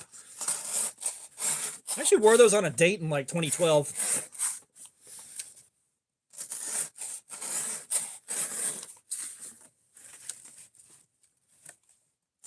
So what's some other black and white goodness? Like, we watched a lot of Bewitched. I remember that one. What else was there? There are a few that I'm drawing a blank on. I'm drawing a blank on some of these. I Dream of Jeannie. We watched a lot of that one.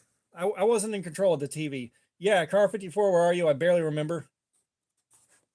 The Punisher 2, I am 44 years old, sir. Yeah, Green Acres, watched a lot of that one.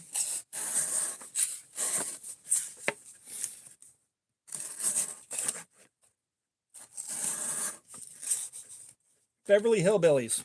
Of course we watched that. That was That was one of the ones that was just pumped through TV nonstop, on at least one channel at all times, it felt like.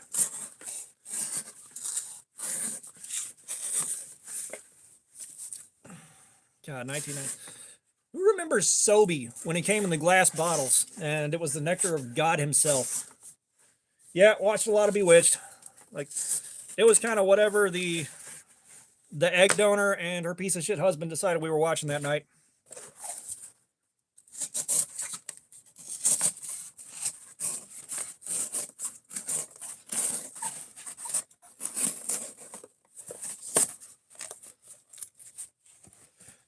Yeah, you're pretty close in age.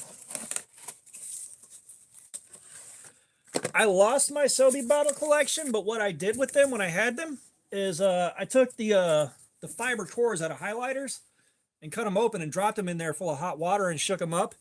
And then I'd pull the core out after everything had been, steeped into the water, basically. And then you put the lid on it, you kick on the black light, you got a glowing Sobe bottle.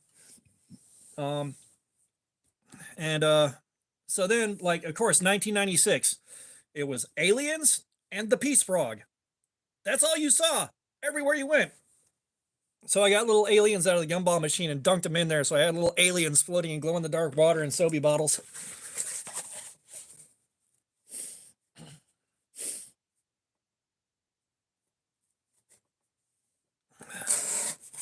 Like, the old black and white westerns and stuff like that, I never could get into because I moved so damn slow.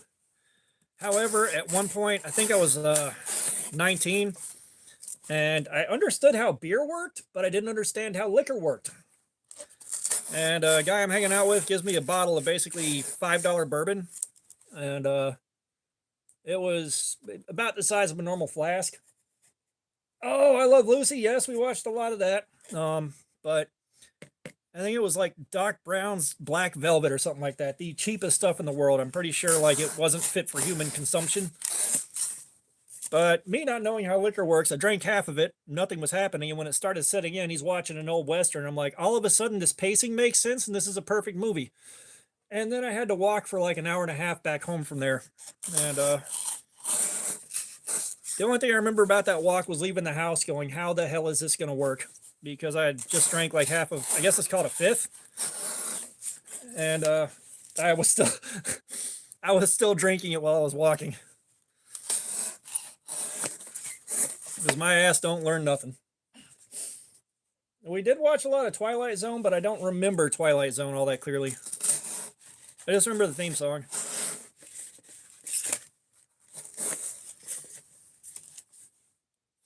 Oh. Lancelot Link, Secret Chimp. Who remembers that one? Come on, guys.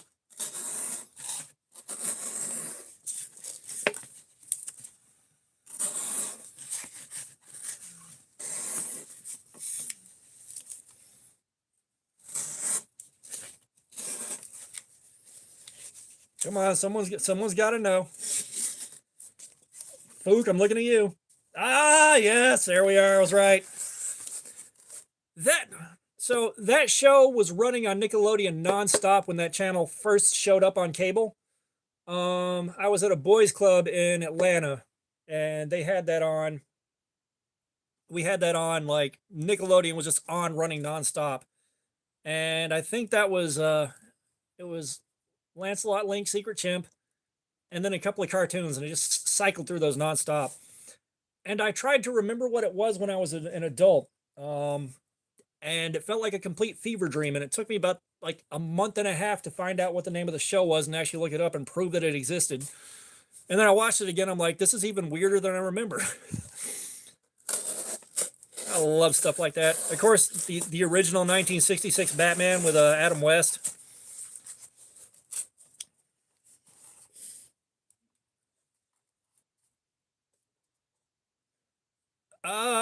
The Great Space Coaster, that's what, at like Disneyland or something like that?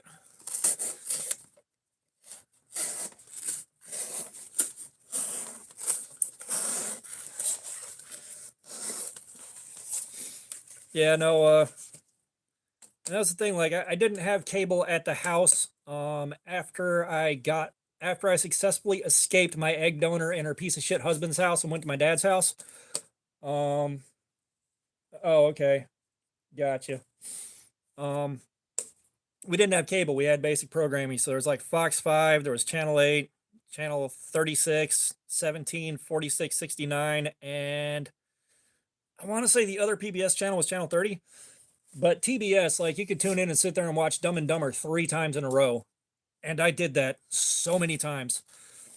And we lived off the end of a runway for uh, Air Force Reserve / Army Navy base, like Air Force Reserve and Navy. So we'd have jets doing touch and goes for hours and hours and hours midday, and they're just kind of cruising right over the house at full volume. It's like, dude, can you chill? Like, you can't hear, you're in the middle of a phone call and it does that, and you can't hear shit. You know, you're trying to watch TV, you can't hear shit. It was awful.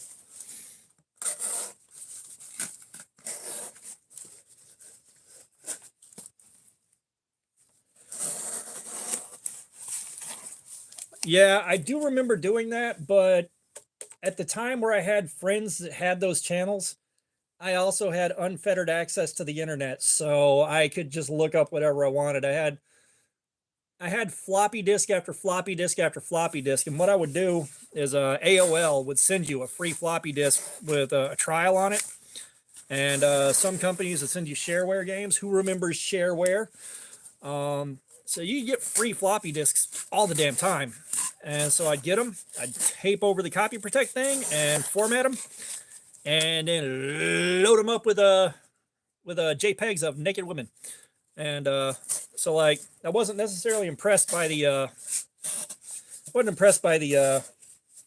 pay-per-view attempt to see a nipple pixelated. The blade has a lot of sticking stuff from the tape on it, but there's still no wear on the rainbow finish. And the light doesn't like picking this thing up. It's just got a bunch of goop on it from the adhesive on the tape. Yeah, well, I mean, I was born in 1980. So this is a Buckshot Knives random thing that I got for $13 that was part of the season 1 of the Super Budget Showdown. So like if you go back and watch the first season, this showed up there, and it was a good carry. It was a good user for what I do. You know, I'm pretty I'm in a light use environment. Like I don't have a way to really abuse these things properly. Oh yeah, no, alcohol will totally clean it off. This is not a knife I care enough about to try to clean. But one of the things I learned during these Super Budget Showdowns is it's kind of fun to carry something you have no mechanical sympathy for whatsoever. But yeah, like, you know, when I turned well, that's the thing is like my dad had the internet in some form like the entire fucking time I knew him, basically. Like he was on the Commodore 64 and he was able to get online and talk to people through whatever means you have to use. And like, so, you know, he on an 8086 in like 1992, he was on the internet looking at bulletin boards and stuff like that when it was just a black screen with a green cursor like it looked on cartoons in the 80s. So yeah, I mean, I was around for all that. It's just, again, you know, when the internet as we know it came to life, by the time I turned 14, I'd seen more naked women than all of my ancestors combined. You know, what do you want?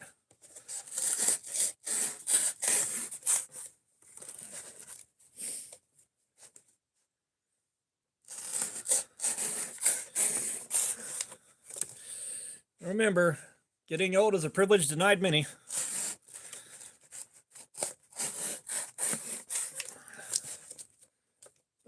Dude, what was the thing? There was a thing. There was a whole tangent I had set up to go, and I forgot what it was. Let's see. Oh yeah, I worked on that. Yeah, that like the internet goes back so much farther than we realize. I know the earliest version of it I used was a Telex, And that was just with guidance from a friend of mine. And we were doing an exercise to see whether or not we could actually get away with again, porn. Transferred a floppy disk's worth of porn from his computer to mine, which took about 5 hours for, what was it, 1.4 megs or something like that. We were dedicated to the cause.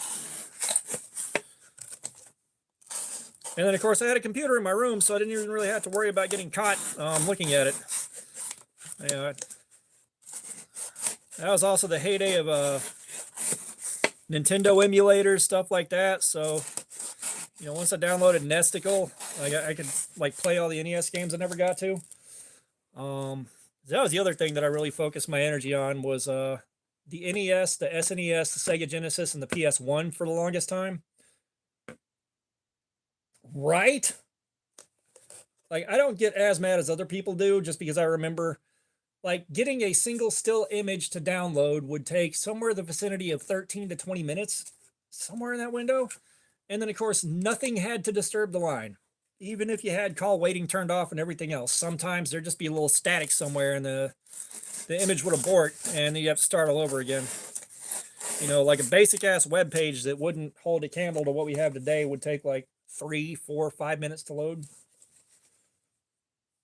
Yeah, way different internet. Oh, so how many of you guys remember Rotten.com? It was horrible, but there was some stuff there that you can't do today. I know some of it has, evolved. Okay, so it ain't just me.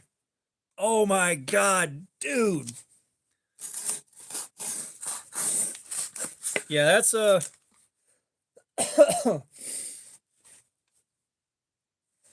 website was something else. I spent a lot of time on there because I was going through some shit, and apparently that's where it showed up. And that was also when the Faces of Death videos were a huge, hairy deal. And I had a friend of mine that had like the mainstream Faces of Death, and then the not mainstream stuff that was worse than Faces of Death that we sat there and watched. And oh my God. I don't think I ever saw Ogrish. Yeah, I stumbled across Rotten.com on my own. I think it was like linked off to, there was a link for it in one of the chat rooms I was in. I think it was 4lane.com.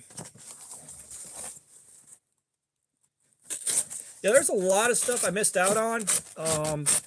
Like my access to the internet got curbed after I moved out of my dad's house the second time. I think I kept trying to get out on my own and basically get away from any kind of authority so I could really do the crazy stuff. And I made a bunch of misguided moves.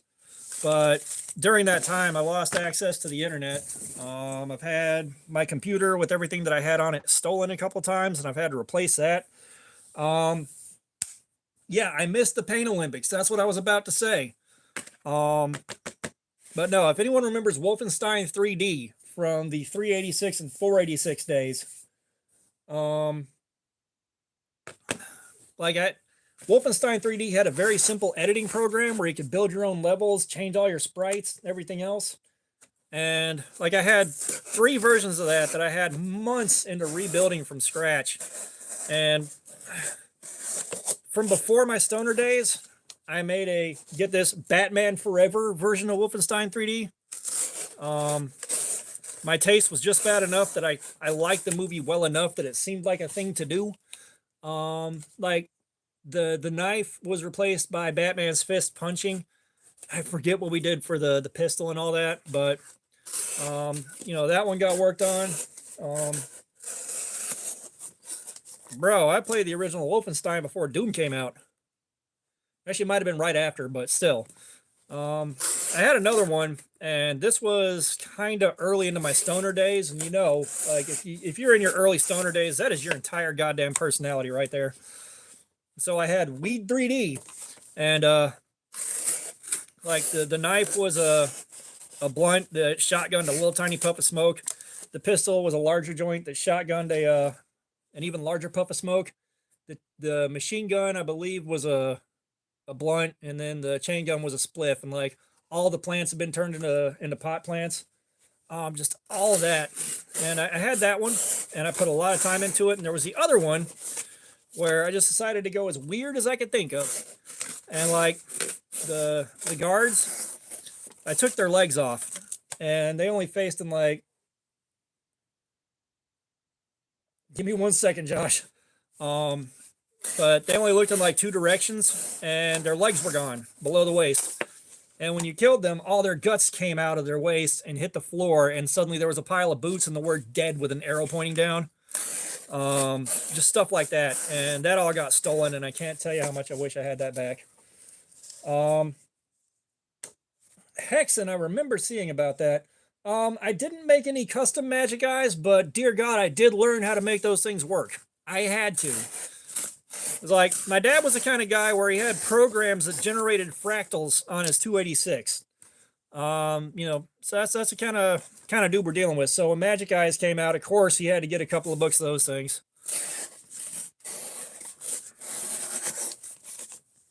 I remember not too long ago trying to remember those and thinking, like, what the hell were those called?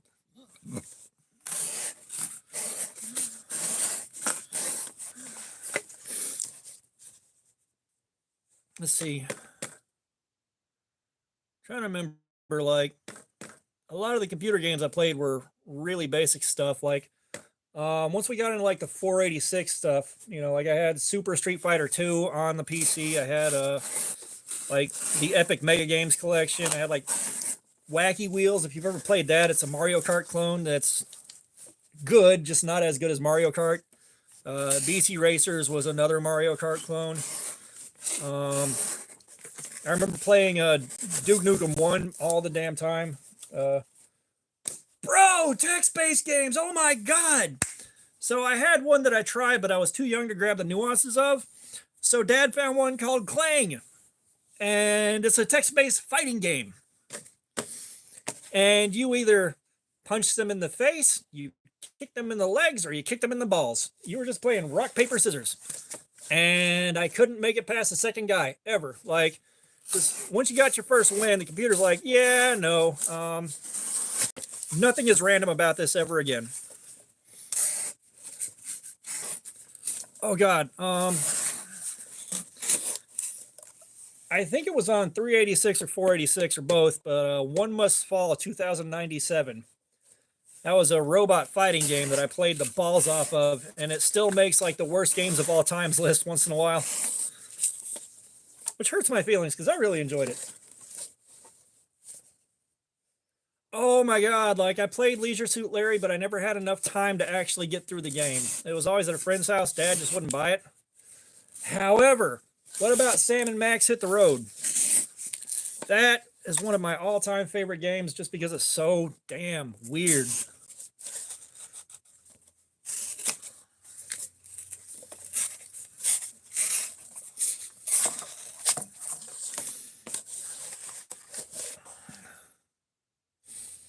And there's still no anodizing wearing off.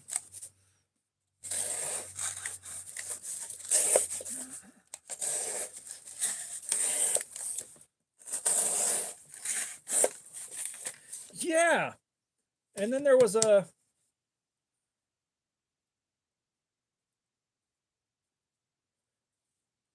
also what Day of the Tentacle that went alongside Sam and Max. It was also really enjoyable. I never managed to finish any of them, but I rarely managed to finish games anyways. Roses are red, violets are blue. Tony Hawk's Pro Skater 2, motherfucker! Back during my stoner days, when I was crashing at a friend of mine's house because his dad was cool with it and didn't care, and like there were never authority figures there. We played Tony Hawk's Pro Skater 2, and we played Cruis'n World exclusively. Now, Cruis'n World, on the N64, we played that, and what we did was we picked the Egypt track, and we had a tractor. We had the fastest car in the game, and we pick our own colorway on it, and then you basically run a practice lap and set a ghost, and the fastest run sets the ghost, and that thing wouldn't get turned off for like 3 straight weeks. You know, you beat the last ghost, you hand it off to somebody else, they beat the ghost. And we got it down to where, like, if you saw a tiny little puff of smoke off on one of your tires going around a turn, you lost too much time, you had to start over. It was amazing. I missed that. And then Pro Skater 2, we did a graffiti or tag or whatever it is in France. The one with the what was it, Marseille, I think. And I got ridiculously good at that because, like, I get competitive and everybody else had a social life and I didn't. So all I did was sit there baked out of my gourd playing basically 17 hours a day. Which it turns out I don't have to be in that state to abuse a game, because for a minute there I was playing Destiny 2 for about 17 hours a day. Until Bungie's like, nope, you spent money on this? Fuck you, buddy. Which I am...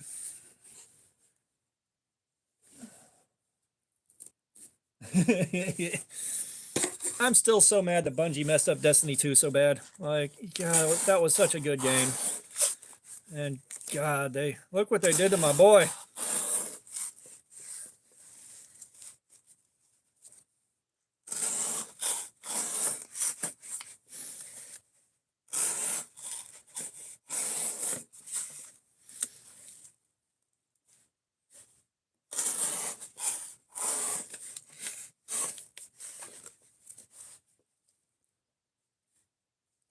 Yeah, I mean, that was the thing, is like, so I got into it and I paid for the full digital deluxe. It was supposed to have all the DLC, everything.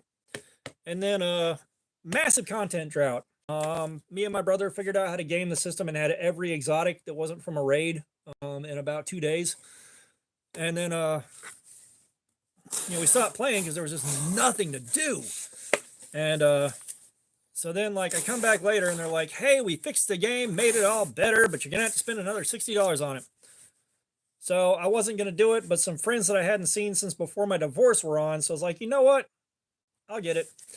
And linked up with those guys. And then I played for a while, and then it was like, oh, you got to pay another $60. And nope. And I played through, and then they're like, you've got to spend, now it's like you got to spend $100 to get the entire game, even if you've already spent $60 like 3 times. And they vaulted a ton of weapons. Like, they vaulted so much good stuff. It's like, well, you can't use, it's not that you can't use it anymore. It's you can't get it to match the power level of the event you're using. That power level would be like from a year ago. Just to throw a random number out there. The power level on it might be 1300, which was max power when it was still usable. And now the max power would be like 1700 or 1825. Yeah, so it sucks what they did to it. And I mean, like, I played the PvP suite, I did all the raids, I did all that. When I got out of that, I started playing Rocket League, but I didn't really have anybody to run with that was okay at it and not like a fucking squeaker. And I played that for a while till I burned out on it. And then a buddy of mine got me into Fortnite. However, they kind of ruined gaming. Some games it did ruin, some games it didn't. Like, Fortnite's a good example. I can choose whether or not I want to buy a skin. They don't force that on me, but they keep releasing skins that I want. The guy that I was playing with was he was way higher MMR than I was, so like he'd be pulling me into lobbies I had no business being in, and then he'd drop on top of me and take my weapon and dip out. You should have been faster. And then 30 seconds later, I'm in a fight, I need help. Motherfucker, you stole my weapon. I'm halfway across the map trying to find one. So, like, personally, I'm friends with the guy. He is an in real life friend, but God, that kind of pushed me off of Fortnite for a while. And now that I want to start playing again, there's nobody online. And so I log in and be like, that looks like a nice thought, and then nothing. And my pay to win sucks. The other part of that too is like my work schedule and the amount of energy I'm expending at work. It's kind of precluded gaming for the most part for a while now. It's been probably getting close to a year since I've really spent any time on a game. Yeah. Hiding the end of the game behind more transactions is absolute garbage.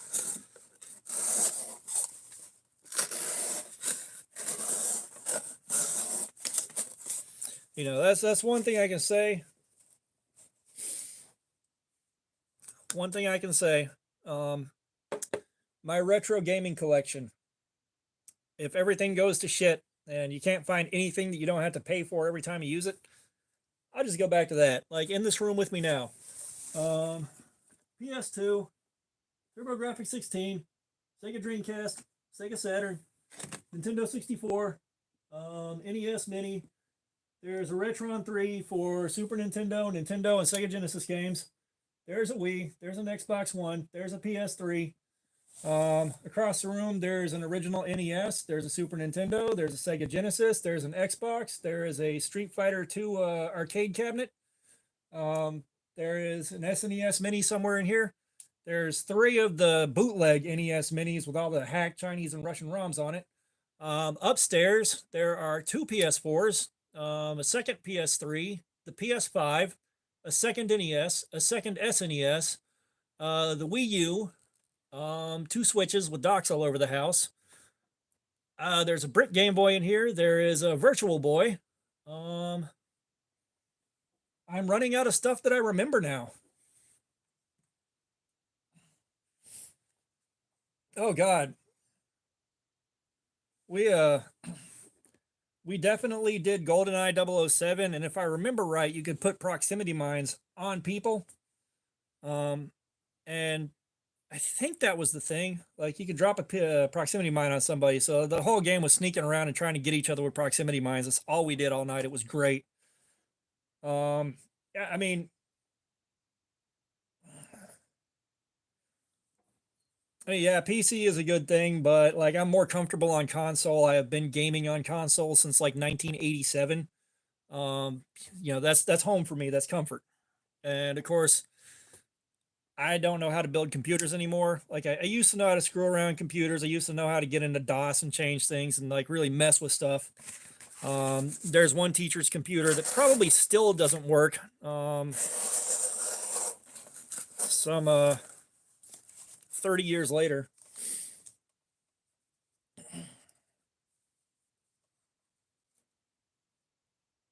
Yeah, we never knew about the odd job thing, but I had a teacher. Basically, I was standing outside minding my own business.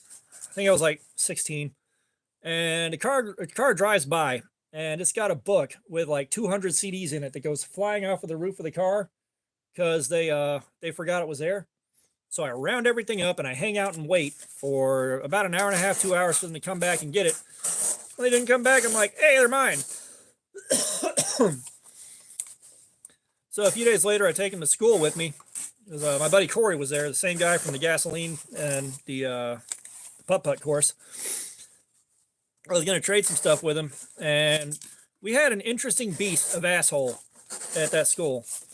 It was a bastardized combination of a redneck, a wannabe thug, and a preppy guy.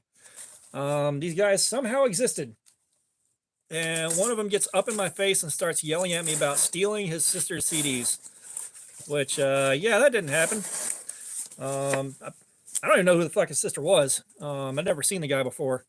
But he starts yelling at me and like, I'm getting ready to fight, which means I'm getting ready to get my ass kicked. But, one of the things that sets off the PTSD is accusing me of something I didn't do.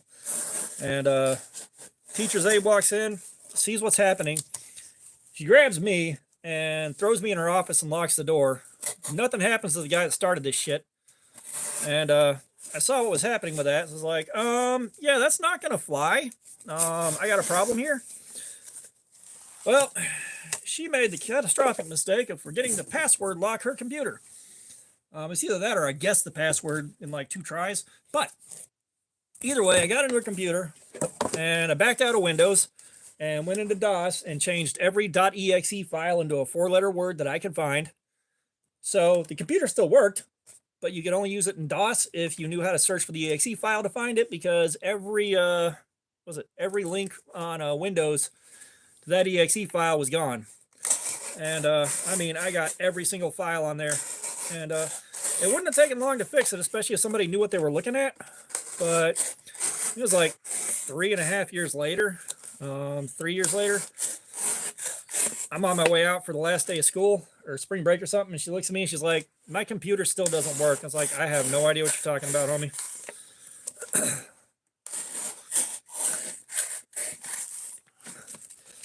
Sorry, I get jacked over that badly twice in a row. Someone's getting the business. God, at school's a nightmare.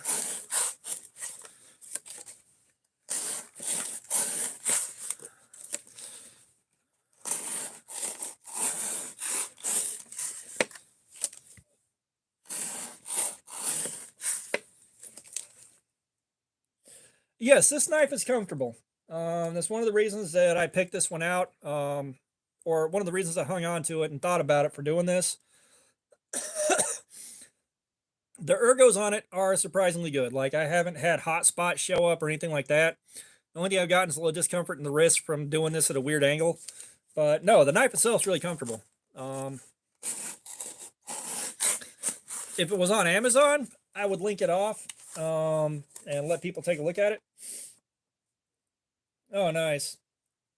But this was off an eBay seller that I don't know if they still exist. So I'm not going to sweat it that hard. But I mean, for a cheap $13 knife, like, I could travel with this one and be okay for a week. You know, probably want to sharpen it before I left the house. I don't remember the factory edge being the best on the planet, but it was still all right. Oh, keyboarding class. Our keyboarding class had like ancient computers that used the fucking what, 5 1/4 inch floppies, and nobody knew that I knew how to use DOS. So this, like, my high school experience was I got bullied so badly that I was a local celebrity for 5 years after I left. Like, it was hell on earth. I cannot exaggerate. Like, it was one of those things that I promise you I would commit suicide before I went back to try it again. You know, like, well, if you go back knowing what you know now, I would die first. No, thank you. But, well, we had one kid that would not shut his pie hole. And, so I turned his DOS prompt into something like, I forget his name, it was like Reggie or something. But the DOS prompt on his computer when he opened it up said, Reggie's mom's vagina smells like catfish. And he couldn't figure out how to change it either. He just got left hanging there with it.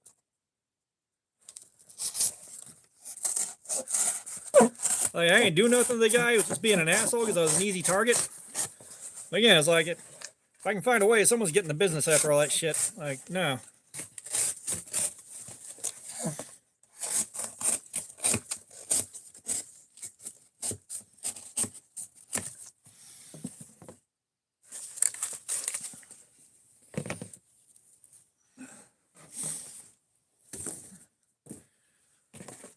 So, remember I was talking about the bias to one side or the other?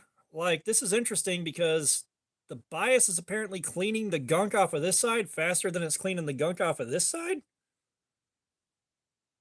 Or this side's picking up more. Like, I don't know what's happening here. You know, it's kind of like with the first place winner of Temu. You know, you got this side that took some wear and tear on the paint, and then this side took all the wear and tear on the paint. I said my cuts are biased to one side, which may be why I'm having stuff happen now. Oh God, dude, just the stories I've told you guys. Could you imagine how bad it would be for me if I had a camera on me and could record it as easily as we can record anything now? Oh my God. So I mean, that's the thing. I wasn't even doing that for clout. You know, I was just doing it because I was bored.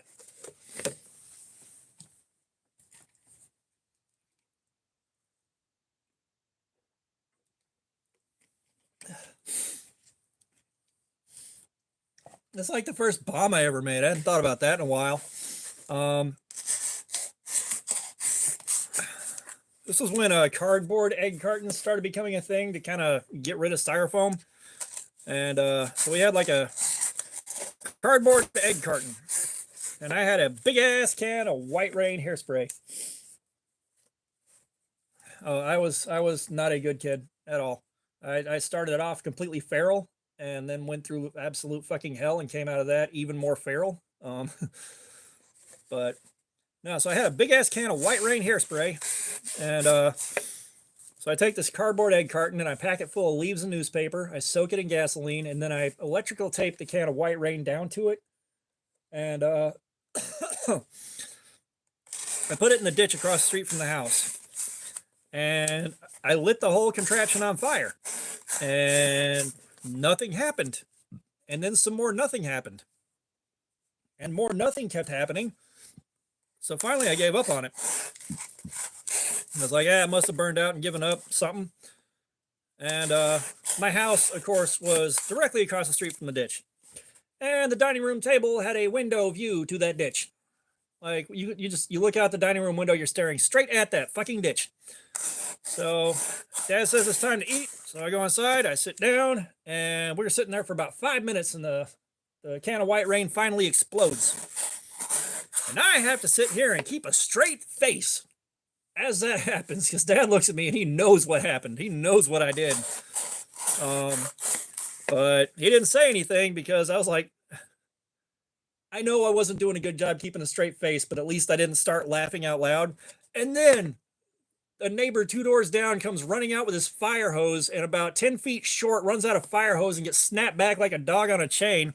So he's sitting there trying to spray into there to put out the tire that caught fire when it blew up. And of course I had to sit there and just look at it and not laugh. Like, oh my God, like, I still think about that today, like how hard that was. Jesus Christ.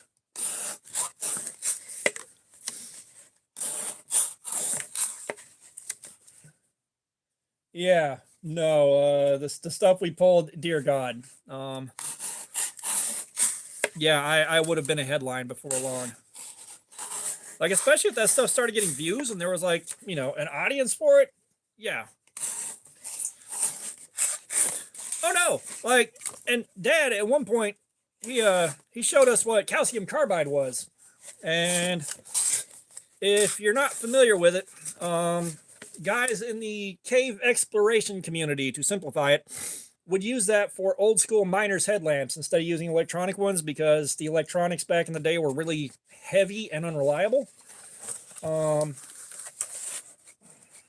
But basically, you drop calcium carbide in water and it fizzes, and that fizz is pure acetylene gas. So Dad shows this to me, and I guess doesn't expect there to be consequences. And I get into it when he's not looking. And it turns out if you hit the exact right ratio of calcium carbide to water, we put it in a Coke can, and I lit the top, and it just continued burning like a torch. I look at my buddy David, and I'm like, I'll give you $1 to hit that with a golf club. I thought he was going to laugh, but he's like, okay. And he goes out and hits it with the golf club, and it pushes all the acetylene gas out while there is a flame nearby, and you get this nice loud boom and like a 10-foot column of flame in front of you. And I'd be out all hours of the day doing that. Dad would be like asleep in his bedroom. I know he hears these things, like the echo goes through the whole damn neighborhood. I don't know how nobody called the cops. I don't know how nobody did anything about it. But, you know, when he finally caught us, like, I got a good one going up, because we upgraded to 20-ounce Coke bottles, and we used those because you got a much bigger flame and it was easier to handle when it was lit. And we were using those, and like, I am wound all the way back with the golf club. This thing is on fire, and Dad walks out like a split second before the club makes contact with the bottle, and he sees this giant column of flame and this loud ass explosion, and just stands there laughing. Like, that's all he did. Like, I can't tell you how much trouble I thought I was in. However, the calcium carbide mysteriously disappeared a few days after that. The last time I played with it, I know some of you guys remember the old 1-liter Pepsi bottles with the wide mouth so that you could chug them. But I set one of those up with a little more water than usual and a lot more calcium carbide than usual. And I lit that thing off, and I was showing a friend of mine, and I hit that thing with a golf club, and the column of flame was white, and it sounded like a shotgun went off. And that was immediately run and find somewhere else to be. And sometime after that, calcium carbide just completely vanished. And I may buy more for a 4th of July at some point where I just go out in the cul-de-sac and play around with that and impress the neighbors. But God, that was fun.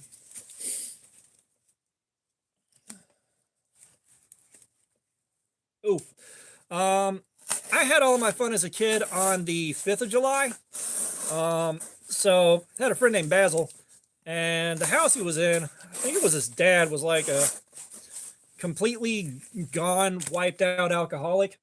Like, he's in a wheelchair on an oxygen machine, and every so often I turn around and he had the nose piece on the oxygen machine on fire from like getting too close to it, lighting a cigarette.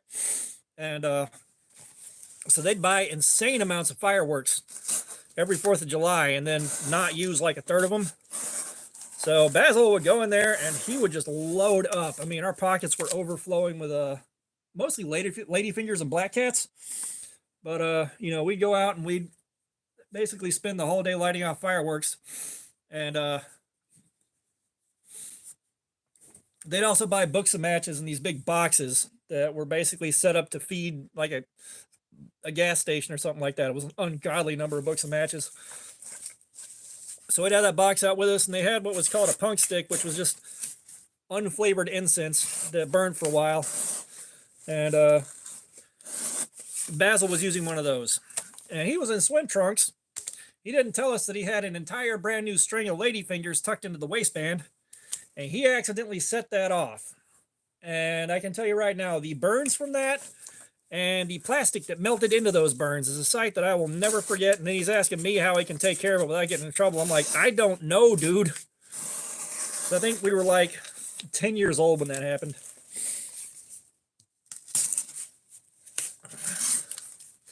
And then the other fun 5th of July were a girl that I knew was Puerto Rican, and her family,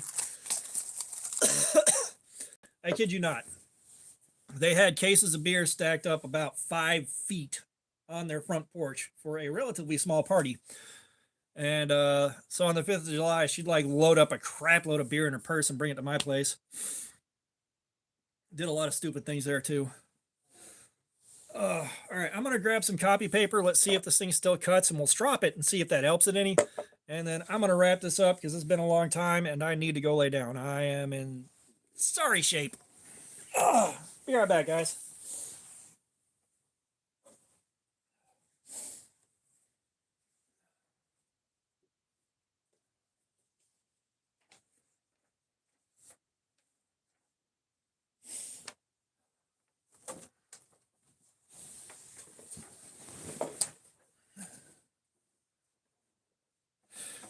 Yeah, the ano's fine. The ano is fine. Like it hasn't gone anywhere. I said it's going to take some much rougher use to really ding that up.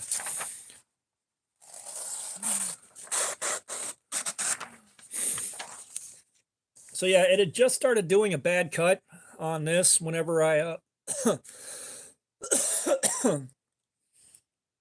that's why I need to go lay down. It had just started doing a bad cut whenever I finished Cardboard Slayer on it. It was just until it stopped shaving and stopped doing the easy push cut through the paper. Apparently it's not too much worse for the wear, which is fascinating because, you know, I'm still trying to figure out a good way to properly test the limits of these things. Oh, yeah, it does need a strop.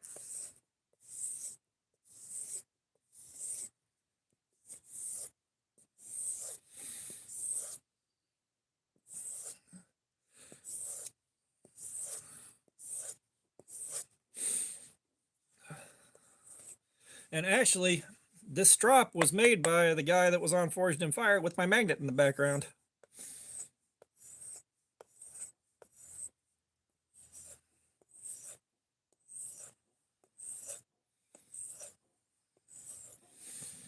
All right.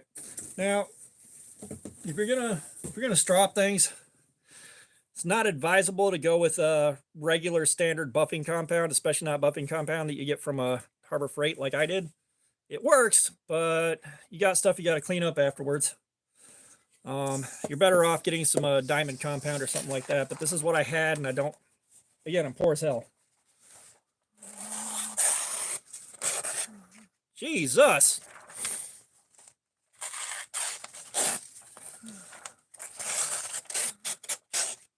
Yeah. And I think this one might have been 3CR. Flitz, I haven't messed with it. I honestly haven't. What I've got here is the green stick of buffing compound and the white stick of buffing compound from Harbor Freight that I got because when I was doing polishing work on, like, I've done restorations on wrenches from the late 1800s to the early 1920s. They're not full restorations. I just like to knock all the rust and grime off and polish them up and leave the damage there, unless it impedes function. Leave the history of the tool there. So I got little 4-inch wheels on a drill press that goes at suicidal speed. And so that's what I had and I used on here. And it seems to work good enough. I'd love some diamond compound, and I may do that with a brand new strop. But let's give it one more strop and see if it gets any cleaner.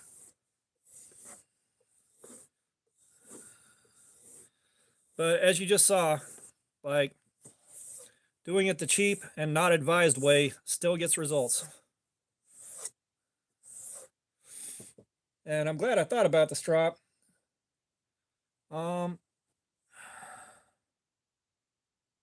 Give me a second to look. 3CR13. So it claims to be 3CR13.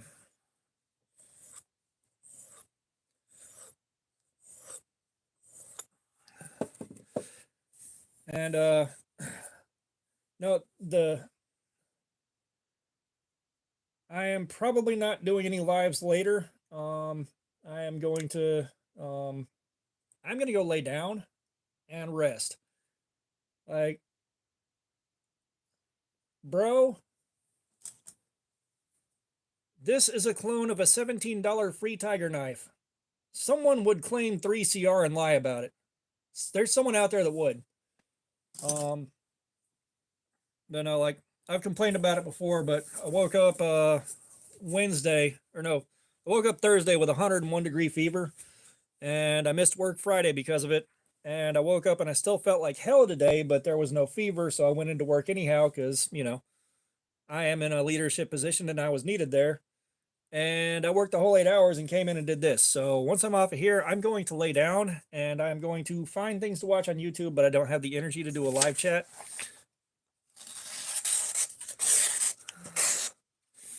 That is nuts. I didn't think a strop was going to do that much. Like, I'm still learning things. Like, there's a lot I don't know, and apparently that's one thing. I didn't know that a strop would bring all that from that cardboard back, or that much cardboard would do that little damage. What's the other guy all about? Oh, the other live stream.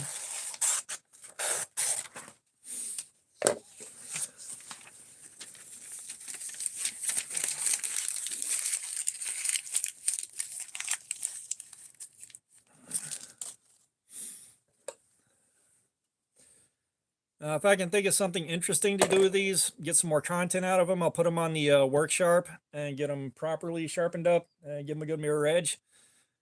I just don't know if I can figure out something else to do with these. No, I said I'm just learning. Like, some of you guys were here from the beginning and saw just how much cardboard this has been pushed through. And you'd think 3CR would wear down a lot more than that, but it's kind of like I was saying.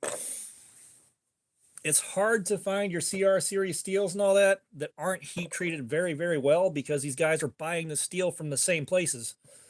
And usually I think they're buying these things already heat treated, and that heat treatment's been perfected, So that 3CR being used by a tool maker or something like that, being used by these guys, are all getting them from the same people. Ugh.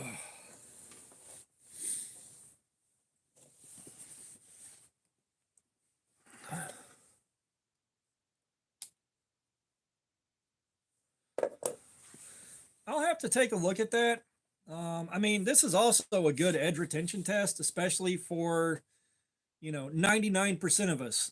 99% of us are going to be opening packages and breaking down cardboard with these things. There aren't that many of us that are going to be hard users. With that being said, I'm working with what I have, and what I have is a lot of Amazon cardboard, and I don't really have any good ways to really film edge retention testing besides what we're doing here. Let's see, how will the rest of the day go? I gotta go pick that thing back up. Son of a diddly.